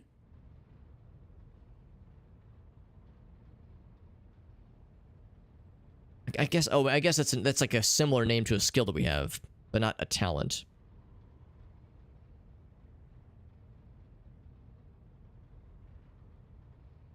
So it'd be 3 divided by... Ugh, I don't really like that. For single shots, that's not very good. I mean, maybe if we raised our willpower up. In fact, we probably ought to raise our willpower up at the next opportunity. So it was permanently increased, but that's pretty good. 3% chance to ignore an enemy at 3%. How's that calculated? Is that willpower? Yeah. So I should be up in the willpower for sure. So 6% damage and gain. 6 times. Okay, so 12, yeah. Arm penetration. Okay, so melee, flame, and melta attacks would be good for her eventually. Those are all nice. Yeah, I'll admit, a lot of these I don't love necessarily.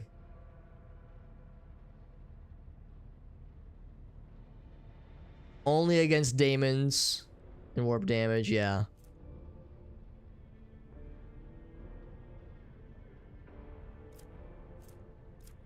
I'm thinking maybe this one. Critical hit chance of 10% is pretty good. 3% is like, it does not feel worth it. Yeah, all armor. Single shots and attacks opportunity for 1 round.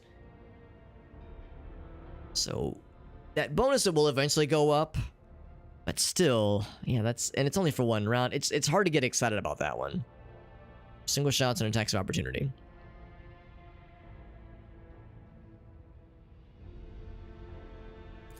What was the disturbed one again? Willpower and fellowship tests. That would help with other people, with other skills, because we were talking about lowering the willpower of other bad guys, of like bad guys in combat, just in general.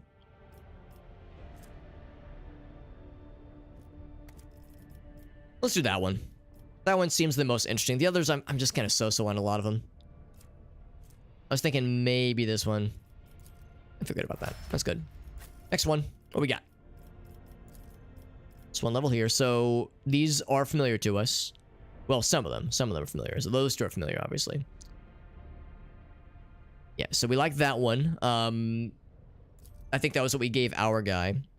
Intimidation was pretty good.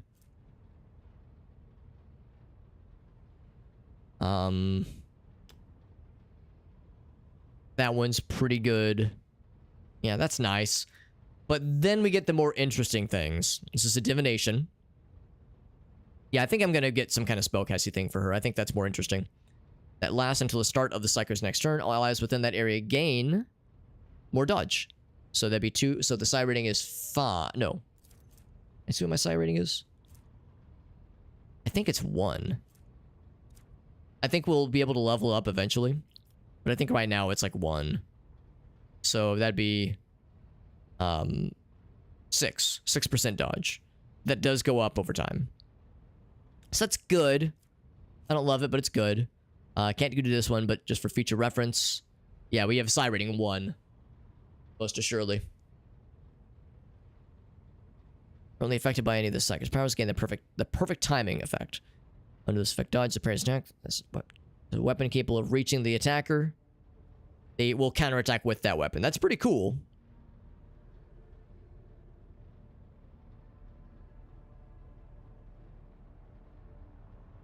That's pretty cool. I do like that one. Yeah, we'll eventually work towards that one. We have to unlock towards it, obviously.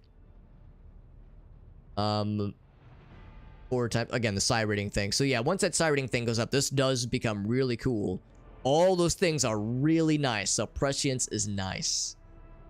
That will eventually get very, very good. Suffers damage that would make them unconscious.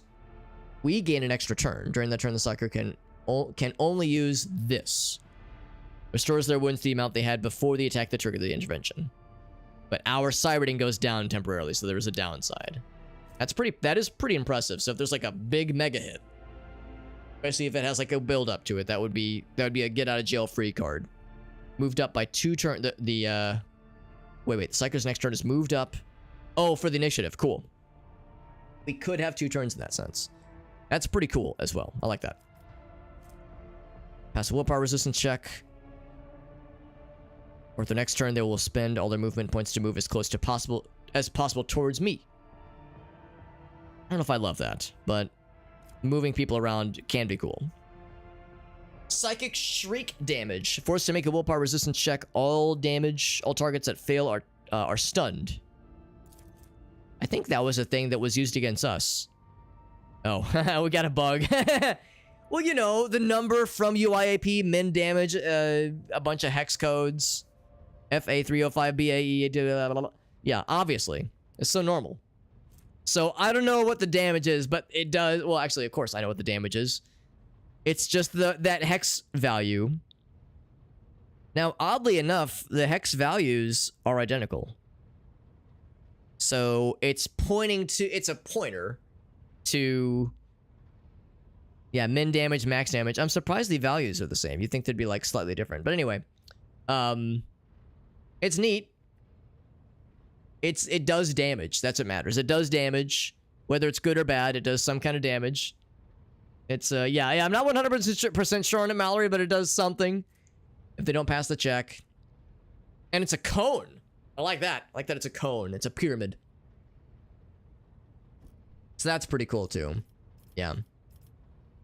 Now, I can't get it right now anyway, but that is pretty good. Sensory deprivation. Willpower resistance test. If it succeeds, they're blinded. If they fail, they'll start on the next turn. If they fail, they're blinded and lose a bunch of temporary characteristic points.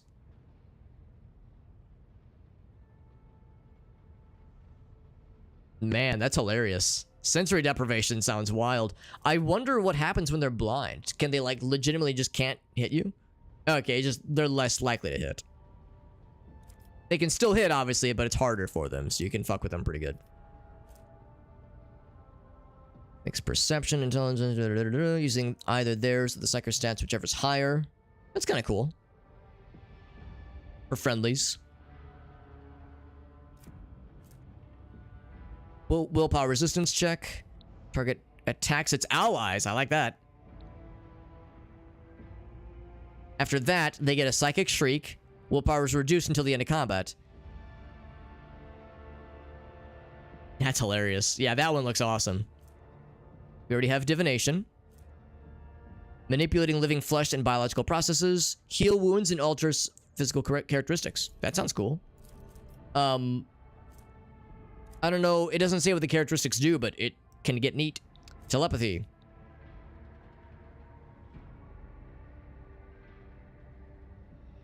Tear away. Oh, we already have that. So these are more like general skills that can unlock more cool shit. Create fire. Cool, I like that. Sanctic powers? I thought that said Sanic powers. It makes us go fast. So I'm guessing these unlock things. So, yeah, that requires telepathy. This requires telepathy, which we already have, though. Actually, yeah, so why can't I get this one? Telepathy and other things. Cool, that makes sense. So once again, there's not a ton that get us something we can use right now. A lot of them are locked. So I would say let's work towards things like this guy, for instance. This one's hilarious. Costs 2 action points, but still. Mind Bond or Psychic... Mind Bond or Psychic Assault. This one also seems really cool, but we would need Dominate or Sensory Deprivation. Sensory Deprivation, I think, is the most interesting. So I'll probably go for that, just because that unlocks more cool things anyway. Again, I love all these. Spellcasters get the coolest shit, honestly.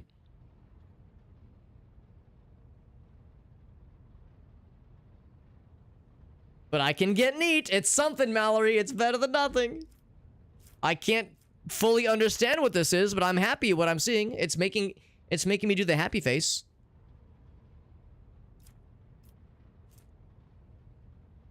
Yeah, that's really good too. Yeah, a lot of these are very, very impressive.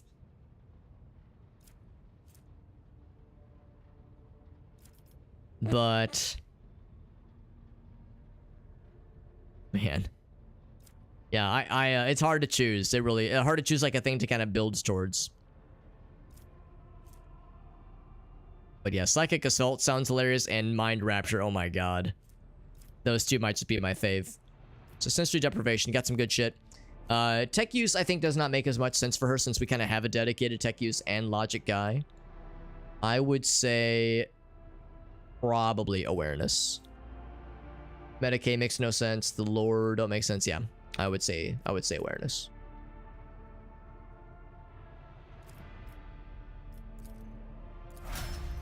There we go. And then this one will be easy. Weapon skill. Yeah, probably weapon skill. His is only 40, which is kind of surprising. I think we raised toughness last time, and I'm glad we did. He's a tough fella. Strength wouldn't be a half bad idea either. Each bonus point. Yeah, he does do more damage. That's pretty cool. But yeah, also weapon skill does more damage too. And that also helps with parrying and dodging. His agility is shit. In all fairness, but yeah, I would say weapon skill. And then this one. So yeah, once again, a lot of these are not a huge issue. Now, Combat Master might not be a shabby idea at some point. Surrounded by more allies than enemies receives a +10 weapon skill bonus for each additional enemy.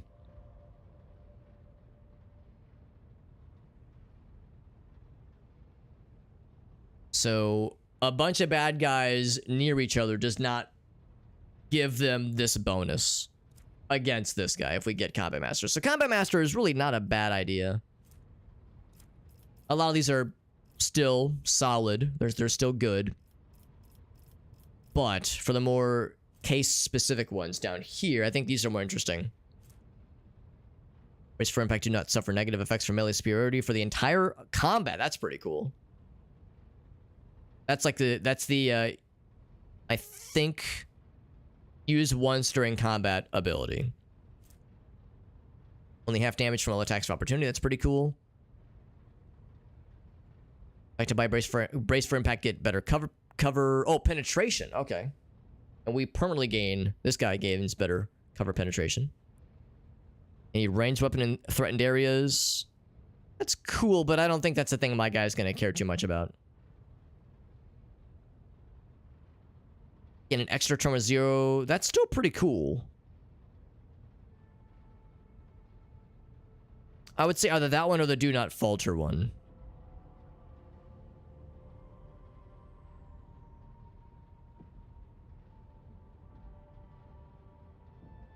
Can I see what brace for impact does? I'm trying to remember how large of a radius that is. Extra trauma 0, so no action points, but you can move. And you can do things that cost 0, obviously. Which is cool. And that's good, like, for situations that, you know, a bad guy drops in at a very inconvenient place and you need to move people around quickly. That'd be kind of neat, but you would still have attacks of opportunity, obviously. Whereas this would help against that better. Let's do this one. Or we indeed do the one that gives him never have to worry about that melee supremacy thing. Especially because we do throw this guy into a lot of melee situations, especially ones that have a lot of bad guy melee dudes kind of clumping together.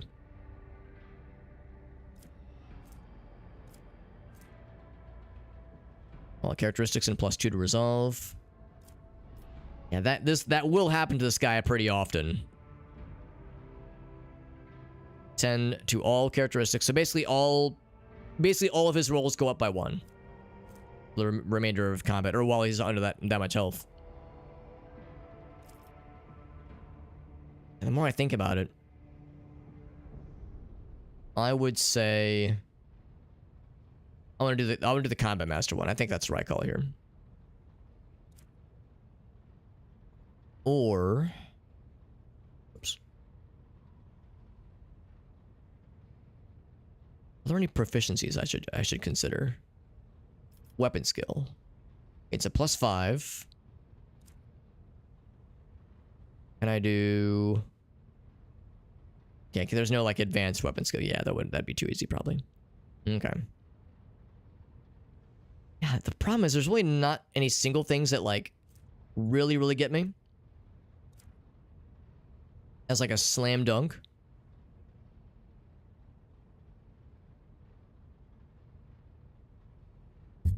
I'm kind of surprised I don't see anything for melee weapons specifically, except for this guy. But we'll do the combat master, especially because that melee superiority thing. Oh, whoops, melee superiority. +10 weapon skill for each additional ally. Yeah, that goes up quite a bit, so I think that's right call here. All right, locked and loaded. Level up was big and lengthy, but we fucking got there. Abelard, do you have anything else to say about all the shit that went down earlier? If he has like more as you wish. more sass or more like unhappiness about that whole thing. Lord Captain. No, he seems alright about it, so he's not gonna admonish me for my choices. My choices as the Lord Captain. Adeptus Auroritas.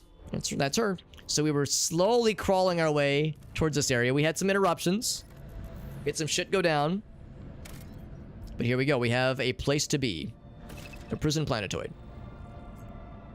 Vast region in space. Unique events can occur, much like we saw earlier. You got it, bud. So whomst do we bring? We'll bring everybody. I mean, at minimum, we could just bring ourselves, but we're bringing everybody. We have 3 objectives for this cool place. Prison planetoid.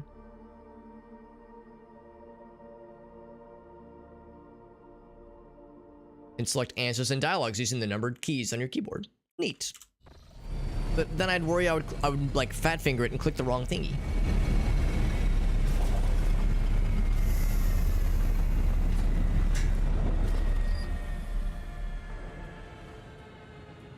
The camera kind of pans a little bit awkwardly. Here we are in this cool, happy little prison planet. We're gonna make a bunch of friends, you guys. An omniscope, that's cool. It's like a little video camera. That might be exactly what it is. Rise to the top, or get left. Hello, Pilot Rockwell.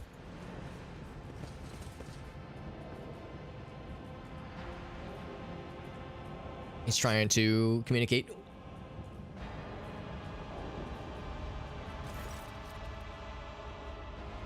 With somebody, some kind of escort. Or it's a she, it's a lady. It's like, who the fuck are you? Did you not see me land? I didn't exactly come in on a quiet little vessel. It was a big old ship making a bunch of noise. Have a good night, Aleph. He's a lot of... I appreciate you saying that. I know that some of the leveling and number crunching, I know it's probably boring as all fuck sometimes. I'm sure the leveling and all that jazz is very dry, but at the same time, I feel implored to do it right. I want to do it right, and there's so much. There's so much to sift through. Are you reinforcements? She says. This is the proper way of addressing her sovereign. Looking for Henrix von Kellox. Is he here? One of the prisoners or guards? Probably not. No shuttles in working order other than yours and mine, so it's probably not that. We're taking care of possibilities. We're checking it off the box of where this dude could be. He'll probably be in the last place we're looking for, and that might even be by design. This might be the thing we're meant to scour everywhere, trying to find this guy. What is this place? It is a penal colony. Prisoners work in the mines and the domed quarries. Sulfur, ceram dust, and sand. Ceram dust. Or caram dust, maybe. A nondescript place, or it was, prior to current events. What are the current events? Tell me. Prison riot. Being led by the prison warden himself? A warden leading a riot. Unexpected. Allied himself with the rabble. The Riccardi Filia to be independent of the system's lawful governor. I'm a shuttle pilot alongside... Oh! Another rogue trader, I think. Evane Winterscale, yes. A competing rogue trader, even. Unexpected. She enunciates every word of her overlord's title. Vanquisher of Xenos, forever triumphant over the enemies of humanity. Capital E, capital H, proper noun. Young Lord Winterscale wished to speak to the warden personally. He and his escort went ahead, and, I don't know. Things went quiet, and I'm freaking out. And then Abelard's like, oh boy. One of his distant younger offspring. Made many diplomatic visits here. Or not here, to Urak 5. The Great Regent would not have granted entry to someone dishonorable. Whatever happened in this terrible place, we must aid this man of noble blood. The warden himself is spearheading. Yeah, that's what I'm surprised by. No one expected this. Master Castiglia, a nobleman from a respected governor's house and a vassal to House Winterscale. Why would he betray? He proclaimed this place as his personal domain, prisoners as subjects. That is unexpected. She said heresy. Yeah, I do wonder if there's some chaos nonsense going on. A diet of sand and gravel. Starting a revolt on a barren rock. Good fucking question, man. And then why is Winterscale trying to, like, deal with this personally? It's a personal matter, she says. The seditious warden is, oh, a childhood buddy. He rushed here without delay in hopes of bringing his old friend to his senses. I know a little thing or two about wanting to get involved, hands, you know, into the nuts and bolts, hands-on approach to conflict. Prefers to talk first rather than shoot and slash. You know what? I respect that. I respect that. He's determined to save his friend. He will not back down. Hopefully he's alive and well. Also, I don't like this place. Theobald executed his wife and only son on the mere suspicion of treason against House Orsilio. So why did Evane rush to save someone who betrayed his house? Do the bonds of friendship give one the right to make inexcusable mistakes? Yeah, Casillas over here like, yo, I saw my homeboy fucking murder a dude and dudette for much less. So, yeah, I mean, if this guy's like a true homie, you know, if this man's a ride or die, I respect it, but I wonder how that all went down. Anything else? Some of the rebels are held up in the barracks. There's probably going to be heavy resistance. Take caution. I wonder if, like, she knows who we are. Okay. I haven't clicked that one. It's like, no, I don't want to, like, give her a hard time. She's just doing her job. I may have a minute of your time. The situation. Have you been to the capital of Rykad Minoris? I think I tried and I could not because the scan yielded no results. Jaspar, she says.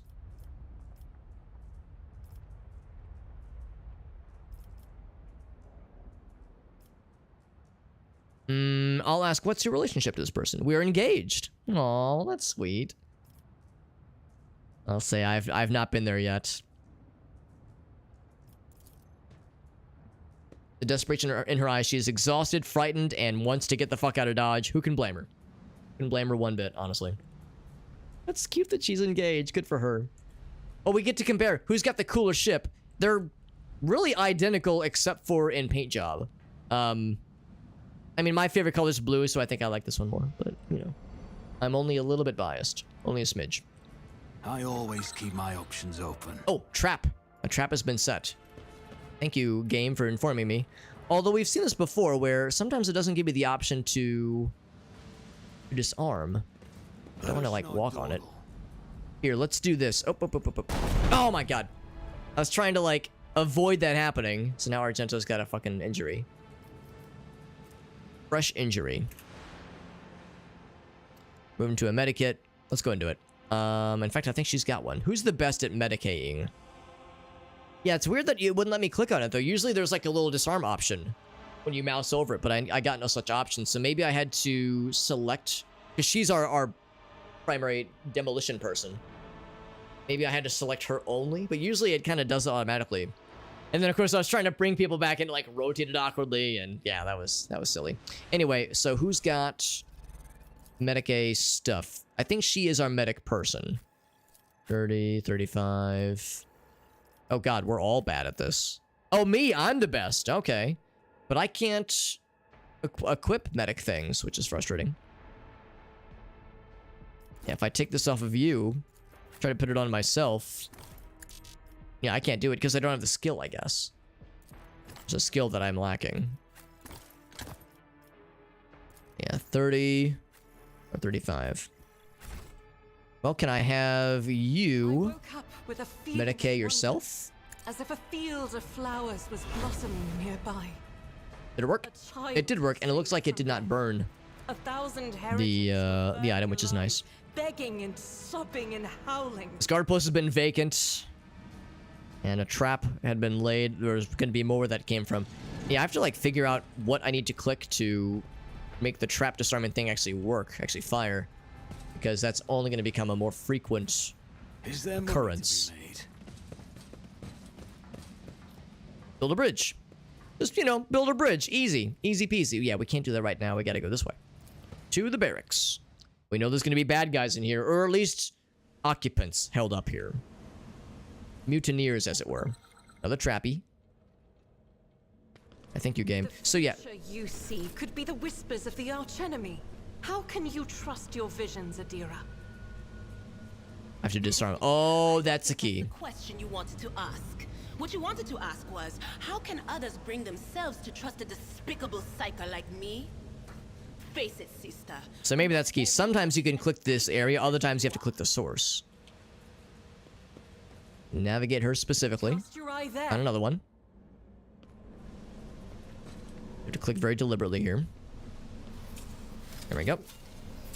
Same thing over here. Ooh, got a little close there. Sometimes the pathfinding is a little bit wonky. Oh, she didn't get it. Can I try again? Okay, we just try again.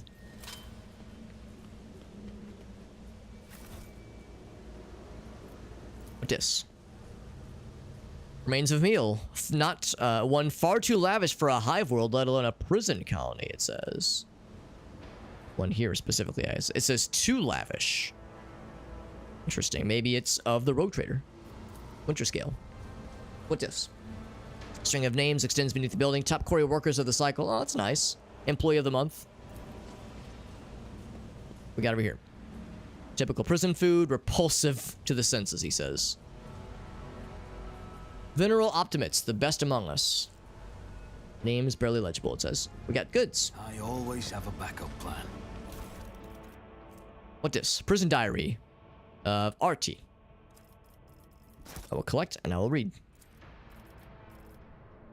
Oh, this is part of cargo. This would be a miscellaneous cargo. Grok's shit, he says. My tithe payment was missed. Inspector's writ got lost somewhere in the bowels of the planetary administratum. It's lying there the whole time. They made sure to remember the tack on the fines every month. By the time they found the thing, the total sum was so obscene it would take 3 generations of my descendants to pay it off. Trial, sentence, and prison. There it is. All because some dingus who shoved my paper in the wrong box and I got screwed for it. Like when you, if there's some kind of bullshit with your taxes, sometimes you get, like, even if it wasn't your fault, you sometimes get the penalty for it. All too real. I got it pretty easy at least. Bed is alright. Okay. It's a strange old place. Haven't been beaten once. The guards bark orders, but they haven't hit us. There's an inner circle of special chosen prisoners. The optimatum. You get in, you get an actual day off. But you rest there, they feed you. It's to improve our motivation. But it's a club for the warden's favorites. Suck up to the people in power and you get some swanky ass perks. Whole thing is the warden's idea. The warden looks more noble than nobility itself. That nutter doesn't much want people licking his boots. He walks around looking like he's in deep thought. Keeps only a few guards at his side, talks to prisoners. Asks them all quiet like, he says. No yelling, doesn't give orders, doesn't have people beat. Doles out rewards to the special ones. Huh. He says, maybe I'll try to join these groups. Yeah, this warden's not so bad. I mean, doesn't sound like a half bad dude. Sounds like he's, you know, a little bit, Keep your eye on the price. I wonder if there was something in there. A little bit, idealist of him, but seems like an alright fella. Alright fellow. The chosen ones. Yes, I just read the journal. Your arrogance will be your downfall. Oh, is it combat time? Casilla it's our first combat with Casilla. She is the navigator. Energies of the warp. Voice of command is awesome. Good. So, yeah, there was no opportunity for parley. There was no opportunity for dialogue. They want to fucking murder. And murder they shall get. So, what do we got here? We have in your hands. Got a sword. I think they're all melee. Oh, yeah, mostly kind of crude melee weapons. All melee. All right, well. There's dudes over here as well. He's got a gun. So, one gunner. And there's a bevy of fellas.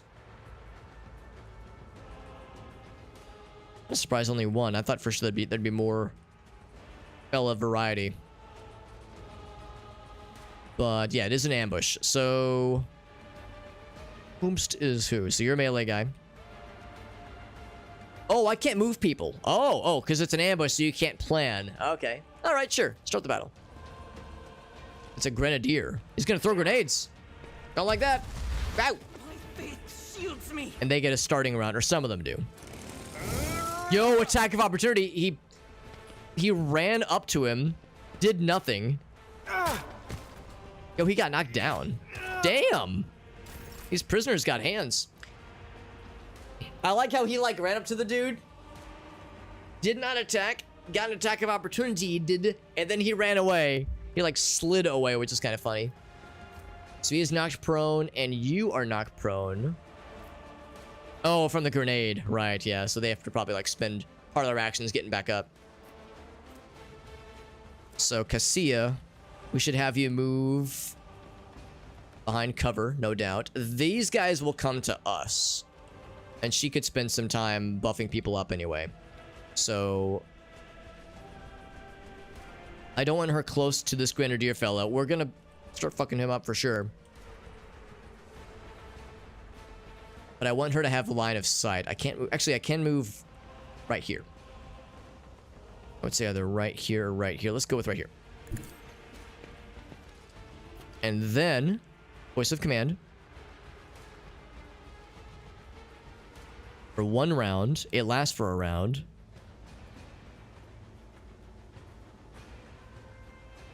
Now, out of curiosity... I'm kind of curious. What does prone mean? Cannot act and suffers a 30% penalty. Oof. Cannot act. That's a rough one. So it probably wouldn't be worth doing voice of command right now, because it would be wasted on him at least.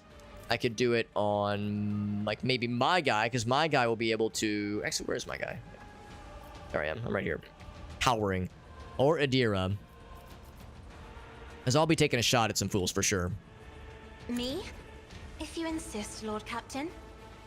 And she does have Veil Degradation. So good to know.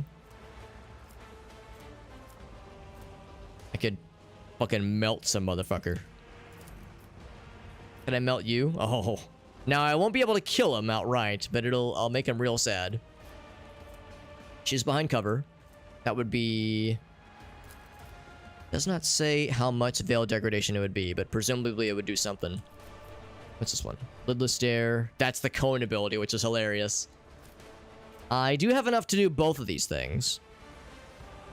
Extra turn with action points equal to 2. Yeah, I think I might do that for our melee guy. So he can get up and then fuck some shit up. That is foolishness. Oh, but he can't act right now. Okay. Adira, with your chain lightning so bright, won't you fucking crush some skulls tonight? If only that were possible. Oh, it's too far. Oh, it's a limited range. 4-cell radius. Oh, I guess it's got to be me. Argenta? She can't act right now. I guess it's gonna be me. Navigator, not a servitor. And now it's my turn. So that puts her turn temporarily on hold. I will surefire plan. I can't move a whole lot, but I can start to schmove. Oh wait, no, I cannot move at all. Yeah, this is act only. I can analyze. I'm not in cover right now, so that would not work. I can analyze and then do a regular shot. Yes, I will do that against you. Or I analyze someone else and then take a shot. A lot of these guys... Oh, wow, this guy's got a lot of health. Nimble. Some of them are pretty chonky. Some of these fellas are pretty chonky. What kind of damage can I do? Oh, I can fuck him up real good. I wonder if I analyze and then shoot. Hold on, what is that hit chance? It's pretty good. I'll try it. I'll analyze and then shoot. It'd be real cool if I could just blast this motherfucker. Oh, I could just blast this motherfucker. Another enemy? No more grenades for you. That was satisfying. It was a little bit hard to see with the door, but yes, we fucking shot his dick off. So that system of analyzing followed by death fucking works. Anyway, back to her turn. Yeah, I want to try this. Oh, we're out of... Wait, no, hold on. Oh, it costs 1 action point. Cool. So, yes, I want to use this to melt someone else down. We could fucking instantly kill one of those. I want to get this guy, because he's pretty chonky. He's got a lot of health. This guy, not so much. Yeah, you is getting got. Beautiful. And her Veil Degradation remains at 0. If she just doesn't have to worry about Veil Degradation, that seems extremely overpowered. Also, she has a grenade. That's pretty cool. But yeah, maybe she just doesn't have to worry about warp misfires, which is beyond hilarious. And also busted AF. Yo, they're knocking people down left and right. Goddamn. That's extremely not nice. I'm starting to think these people don't like us.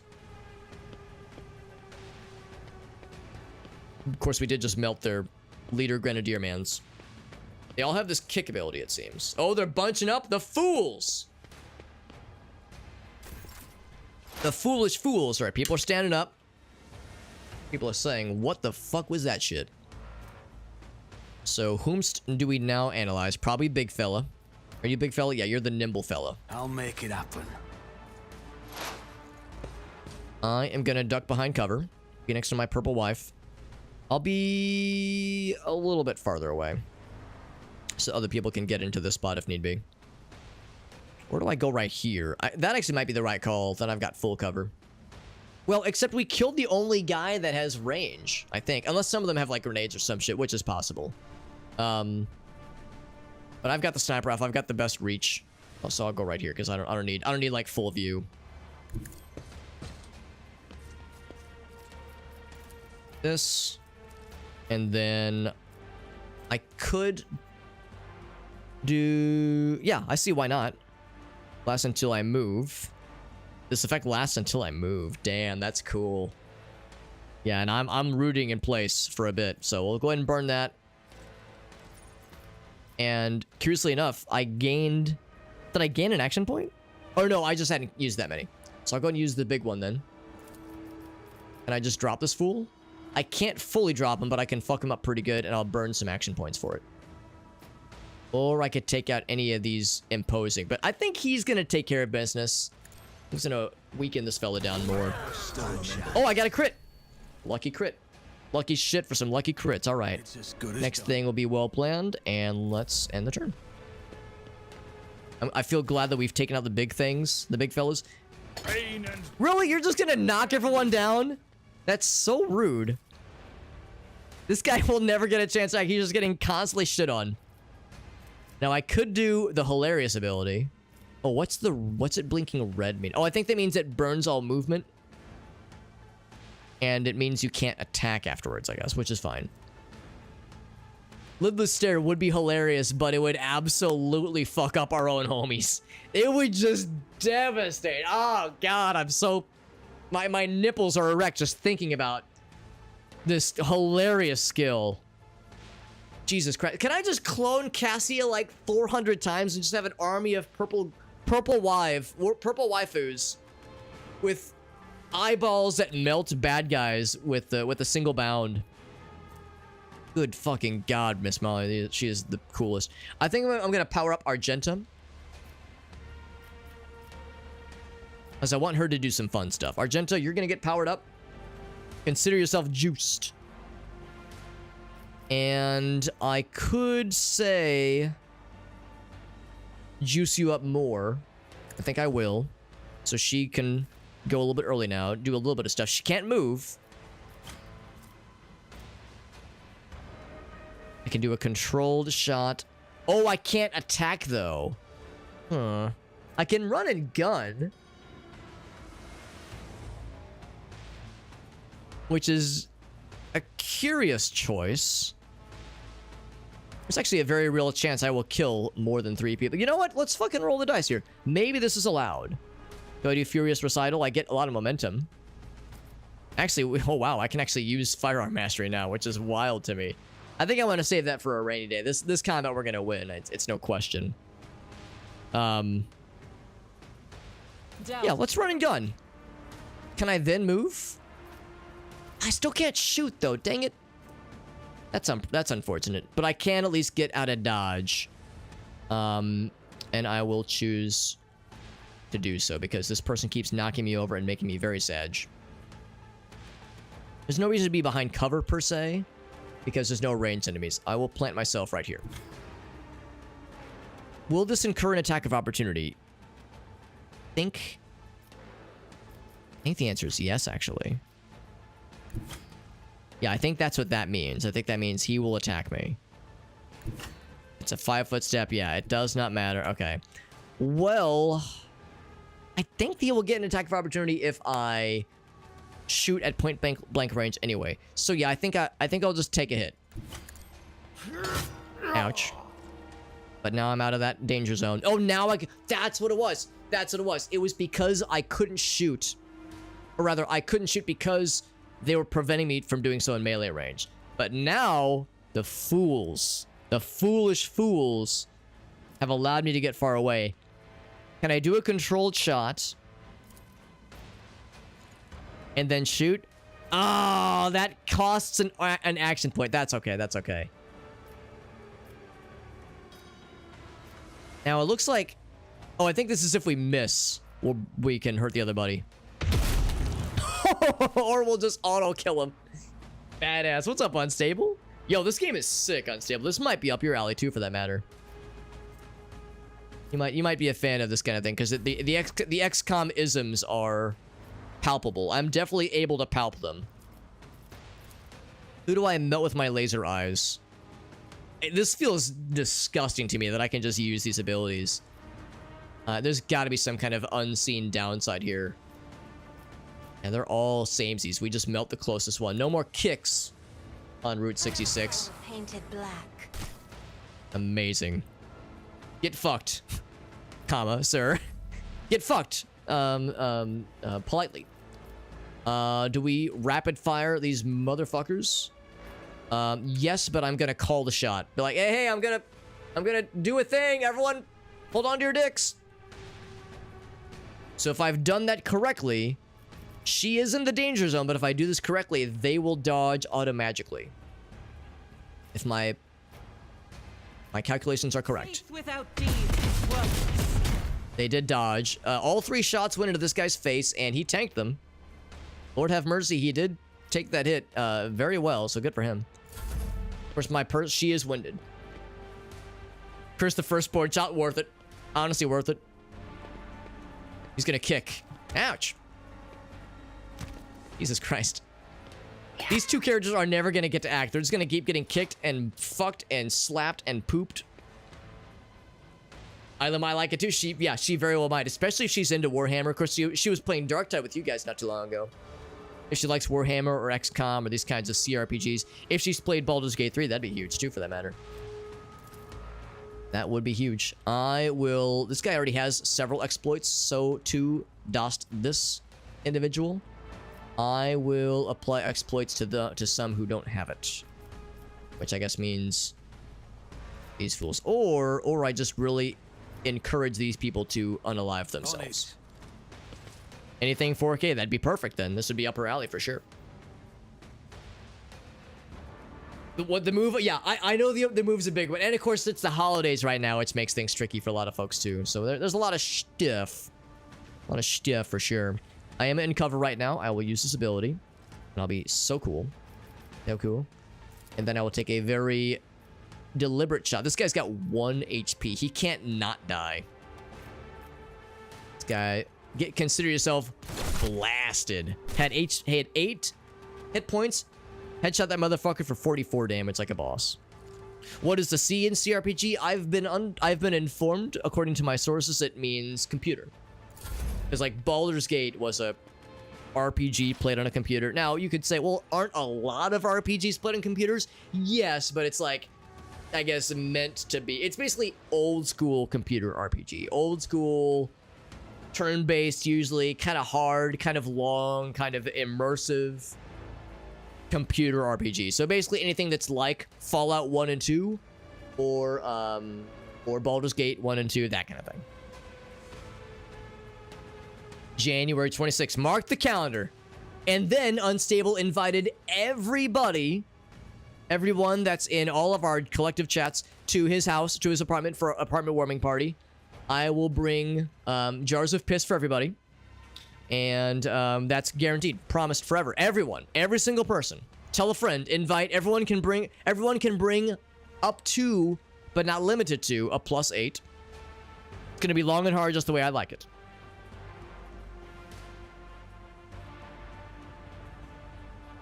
There were things I could do before Monkey.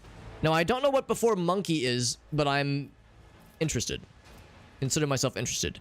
Whomst should be commanded. I feel like I should command you, Abelard. Because you're kind of getting your shit slapped around a little bit.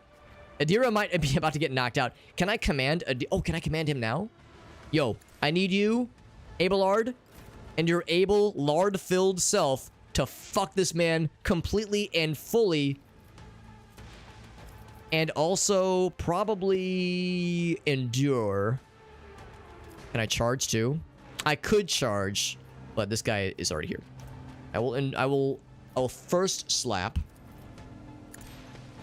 Unless he parries. I was gonna say, unless he parries, we are cutting that man directly untwain. And then I will endure. Or do I brace for impact?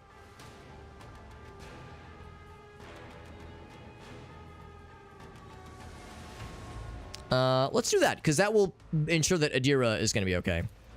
He's in an adjacent cell. That's a pretty good time to do that, and then I will also endure. So they got some little chump shots at us, right? They got some pot shots, some cheap hits on us, but we have turned this very comfortable tide back into our favor. Oh, can I melt? No, I can't melt their dicks right now. I cast testicular torsion. Except I missed and I made his face explode instead. Never mind. That was face torsion. What's her brace for impact or a heroic thing? Oh, right. Somebody else just gets a fuck ton of attacks, which is hilarious. Argenta, you already know what it is, girl. You already know. Oh, hold on. I need to call the shot, though, don't I? Yes, several people. Well, Adira is at least in front of you. Yo, Adira, I'm gonna fucking shoot some shit, so... You know, gird thy loins. Hope your loins are girded. Oh, fuck, I've got a flamethrower.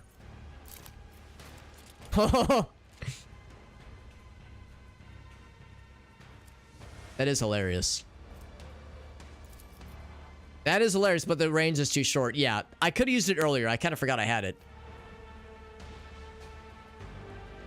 So I could do a little line right there. 9 to 14 damage. That is hilarious. The flamethrowers look very fun. I need to remember I got that. We'll save that for when we have a really opportune time to do so. Instead, we shall spray and we shall pray. Oh, did I do the called shot? Yes, I think I did. So everyone knows what's up. There's going to be some death dealing. Strike is a prayer. That dude just got his dick completely separated from his body, and that person got as well. And that was the end of battle. Now, this guy did get overexerted, but he's fine. Never mind.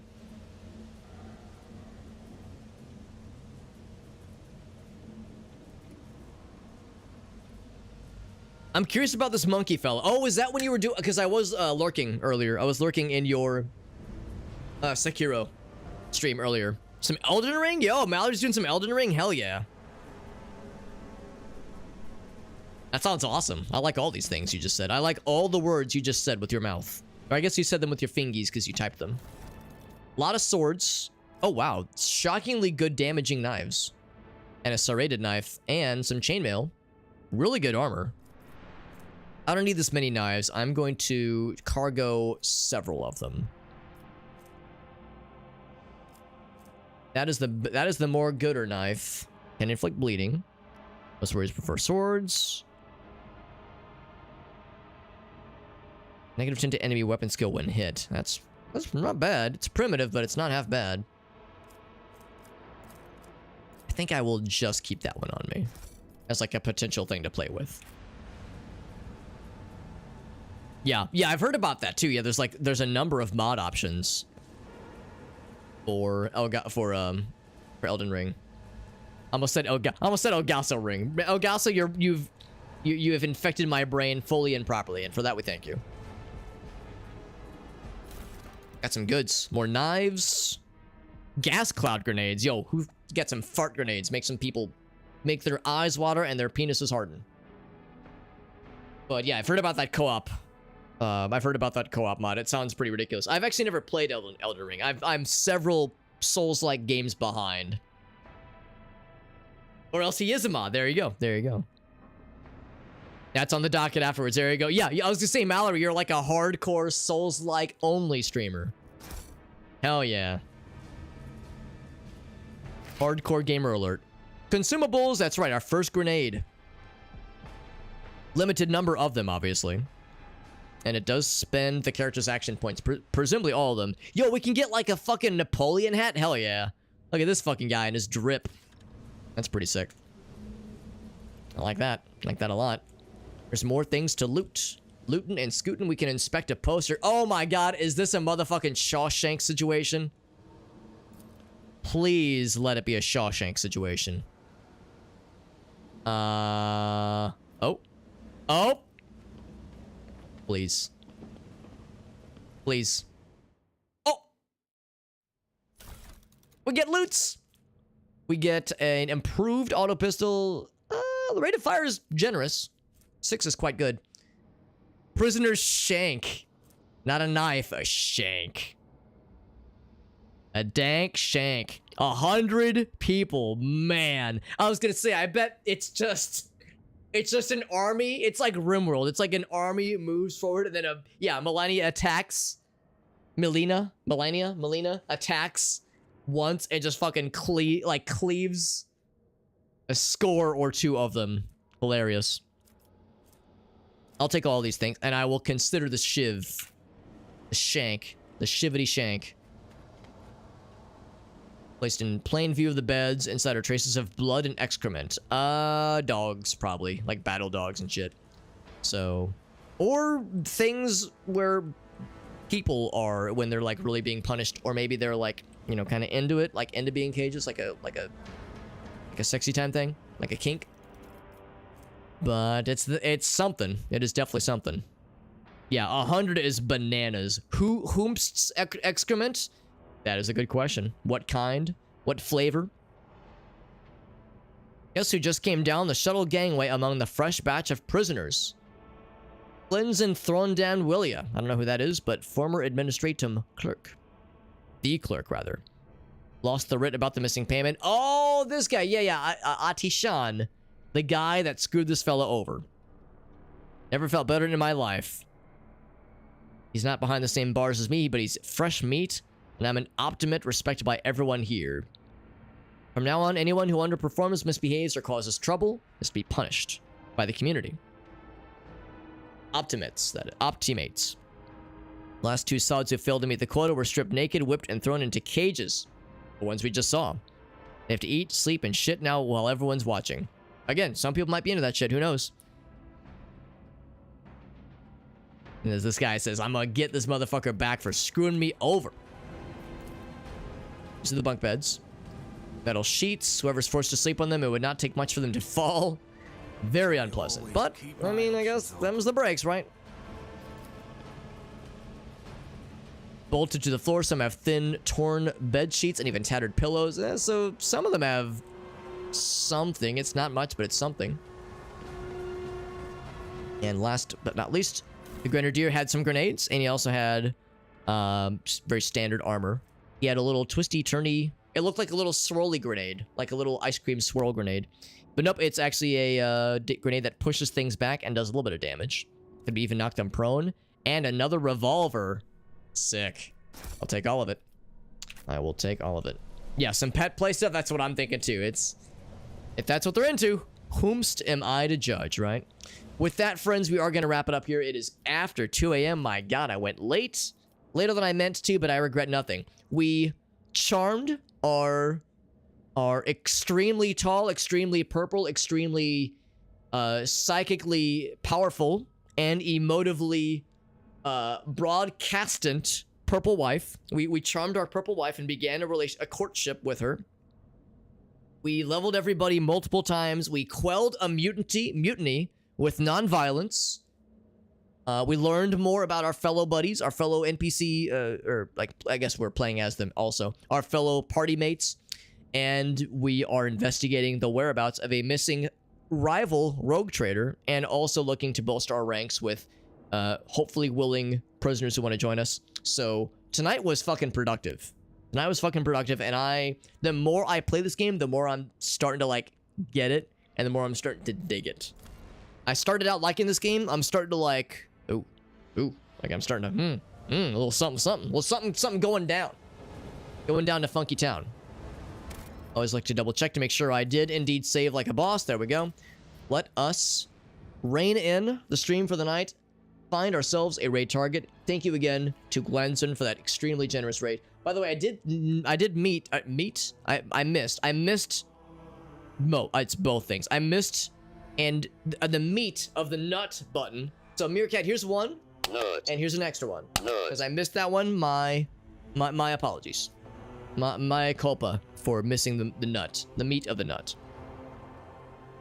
They all fucking die. Yeah, I would imagine, especially for people who've never fought Molina before, it's probably a fucking bloodbath. I could make 6 figures being a hot mommy's good puppy. I would do it, Meerkat. Honestly, honestly, good for you. Good for you, man. Yeah, more XCOM, more shenanigans, more goofs, more weirdness, more me getting accidentally murdered a little bit. Just a little bit of murder as a treat. More goofiness for sure. Yeah, the XCOM streams are always a good time. And, you know, once the holidays are done, the moves are done, everything can kind of settle.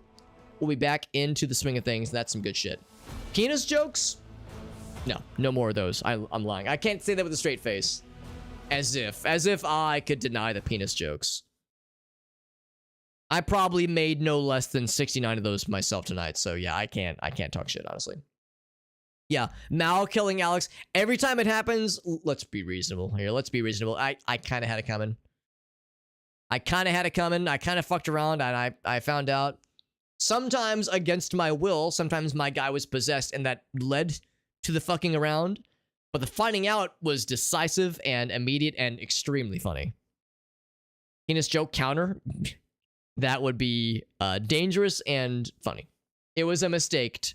I think my guy got brain controlled and then Mallory got brain controlled. That's the funny part. So it was a mutual brain controlling that ended in a murder. And then Unstable also, yes. Brain controlled as well. And then, yes, actually, yeah. All these, I think, involved some wayward brainulations that ended in an unhealthy manner for my fella.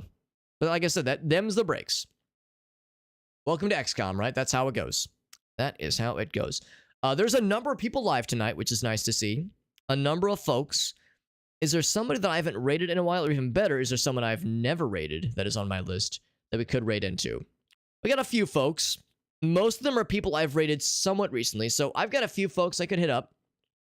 I think I will ask if anybody has any raid suggestions. If you've got a suggestion who's like around our view count, you know, plus or minus some amount, you know, don't suggest someone like, oh, hey, raid Shroud. He's at like, I don't know, 15,000. Like, I'm not going to raid someone who's like huge. Yeah, we could raid Hump. She is really cool. She is really cool. We raided her a while back. She was one of my maybes I was considering. She usually goes fairly late too. Yeah, now she's always fun. And she, much like Nissa, does evoke an extremely fun, fucked up degenerate energy. Degenergy, if you will, that I very much respond well to and appreciate. Rossetti, oh, hold on. Rossetti Sue. Rossetti Sue? Let's see what they're up to. Twitch.tv/ let's lock in. So let's take a quick look at what they're up to. Because they are also doing some Lethal Company. That is what... Oh, wait, no, Storm, she's doing some Minecraft. This person's doing some Lethal Company. They're a unstable suggestion. We've never raided her before. Yeah, she's playing some Lethal Company right now. Yeah, she's doing Lethal Company. I've never raided this person. They've been live for 17 minutes. So they might be going for the long haul. They might be doing a late stream. So yeah, let's raid this person. They're a fellow night owl. They might be going hard for a bit. So yeah, that sounds good. Always exciting getting to raid new persons. Gonna raid their asses? Maybe we're gonna raid some asses. Who knows? You know, we like to whip out the, you know, we're gonna raid their ass kind of energy when it's someone we like know already. You know, we don't want to scare them. Raiding someone we've never raided before, we don't want to scare them away. We don't want to, you know, don't want to make them think like, whoa, who's raiding my ass? What's going inside my ass? What's going on? Like, I don't want to, like, whoa. I don't want to give the wrong idea. So we might just, it might be a gentle ass approach, not an aggressive one. You know, we want to be nice, respectful towards the booties. It's important. Halo Master Chief Addiction. Or edition. Yeah, the cursed mod. Yeah, the I do love that Halo Cursed Edition. Troublesome Violet. Could you let me know who the person is who's doing the Halo stuff, so that way I could potentially raid them at a later date? Because I think we're gonna raid this person right now, just because I saw it first. But if you got another person, we'll, like I said, we'll lock that in for future reference. They are Romanian. That's dope. That explains the time zone shenanigans. That sounds good. Yeah, not 5 ID. Yeah, so like I said, I'm going to add this person to the list. Especially if they're doing some Cursed Halo, because I love Cursed Halo. It is extremely dumb and extremely funny. Yeah, that's a very good one. Yeah, they said they're doing a short stream. The Rossetti Sue. I'm probably mispronouncing the name. She'll be going for a bit. We'll raid her. Take me out to dinner first. There, exactly. It's like when we romanced our purple wife. You know, we didn't go right for the like, yo, I think you're pretty and I want to have your babies. We didn't like go right for it. But, you know, after some time, we played a bold move and it played out for us. Similar with ass ratings. We have to make sure there's a warm up. There's a foreplay. You have to romance the booty. That's how it goes. Unstable says, that's a lie, Alex. Unstable, are you trying to imply that I used my devilish charms to charm our purple wife instantly and unwaveringly? You saw the snake mommy and I was invested. Listen, I'm not going to say that I have a thing for presumably like 8 feet tall purple women that have magic powers that can melt people's buttholes from in a 9-mile radius and can project their emotions in a magnified manner across all those in a quick vicinity, and has gills on her ear, in her like neck, and has a third eyeball that can see into the future. I'm not saying that's my type. But I'm also not saying that Gracie may or may not have purple skin, and I just have an elaborate filter on the webcam that disguises her purple skin whenever she's on screen. I won't not say any of that. So anyway, I've yammered enough. A lot of yammering tonight. A lot of yammering. So my socials page is in the chat as always. It's got my links. It's got my social medias. It's got the other channels to which I stream. Not Twitch channels, but the other stream channels. So I do multi-stream to YouTube and Facebook and TikTok and Trovo and Twitch, obviously.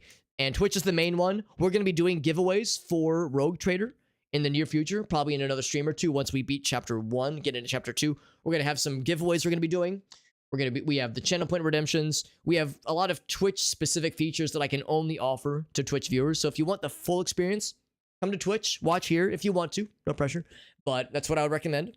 And of course, the YouTube channel is something I maintain on a pretty regular basis. Same with the archives channel, also on YouTube. Got the Discord server. Anybody can join. Anyone can join it. It's the best way to keep in touch with myself and other viewers, other regulars outside of streams. Just like Violet mentioned right there. Got the Discord server right there. Anybody can join. It is not subscriber only. And yeah, it's a good place in my extremely biased opinion. We're going to raid Rossetti Sui. Apologies to her for me mispronouncing her name. I'm sure I have butchered it horribly. And we'll learn how it's supposed to be said probably very soon. How it's supposed to be said very soon.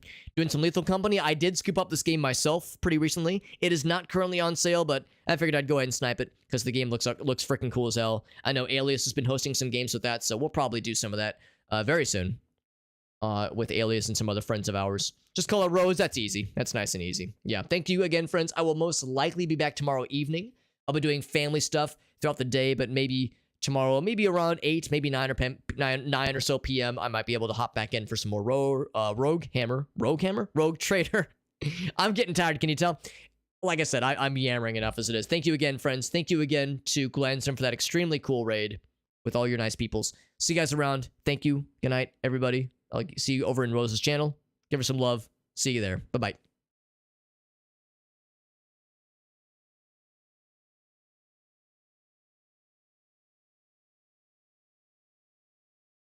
They've barred the gates.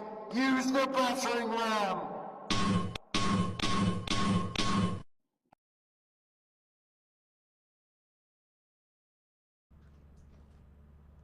Can't move anything if the lights aren't on. Go over here and press B. Because you turned off the fucking power when you blew it up, so you can't move anything. I'm leaving. Oh my god! Hello, Super Hobbit. Thank you. Thanks for the raid. Welcome in. Welcome in. Thank you. How was your stream?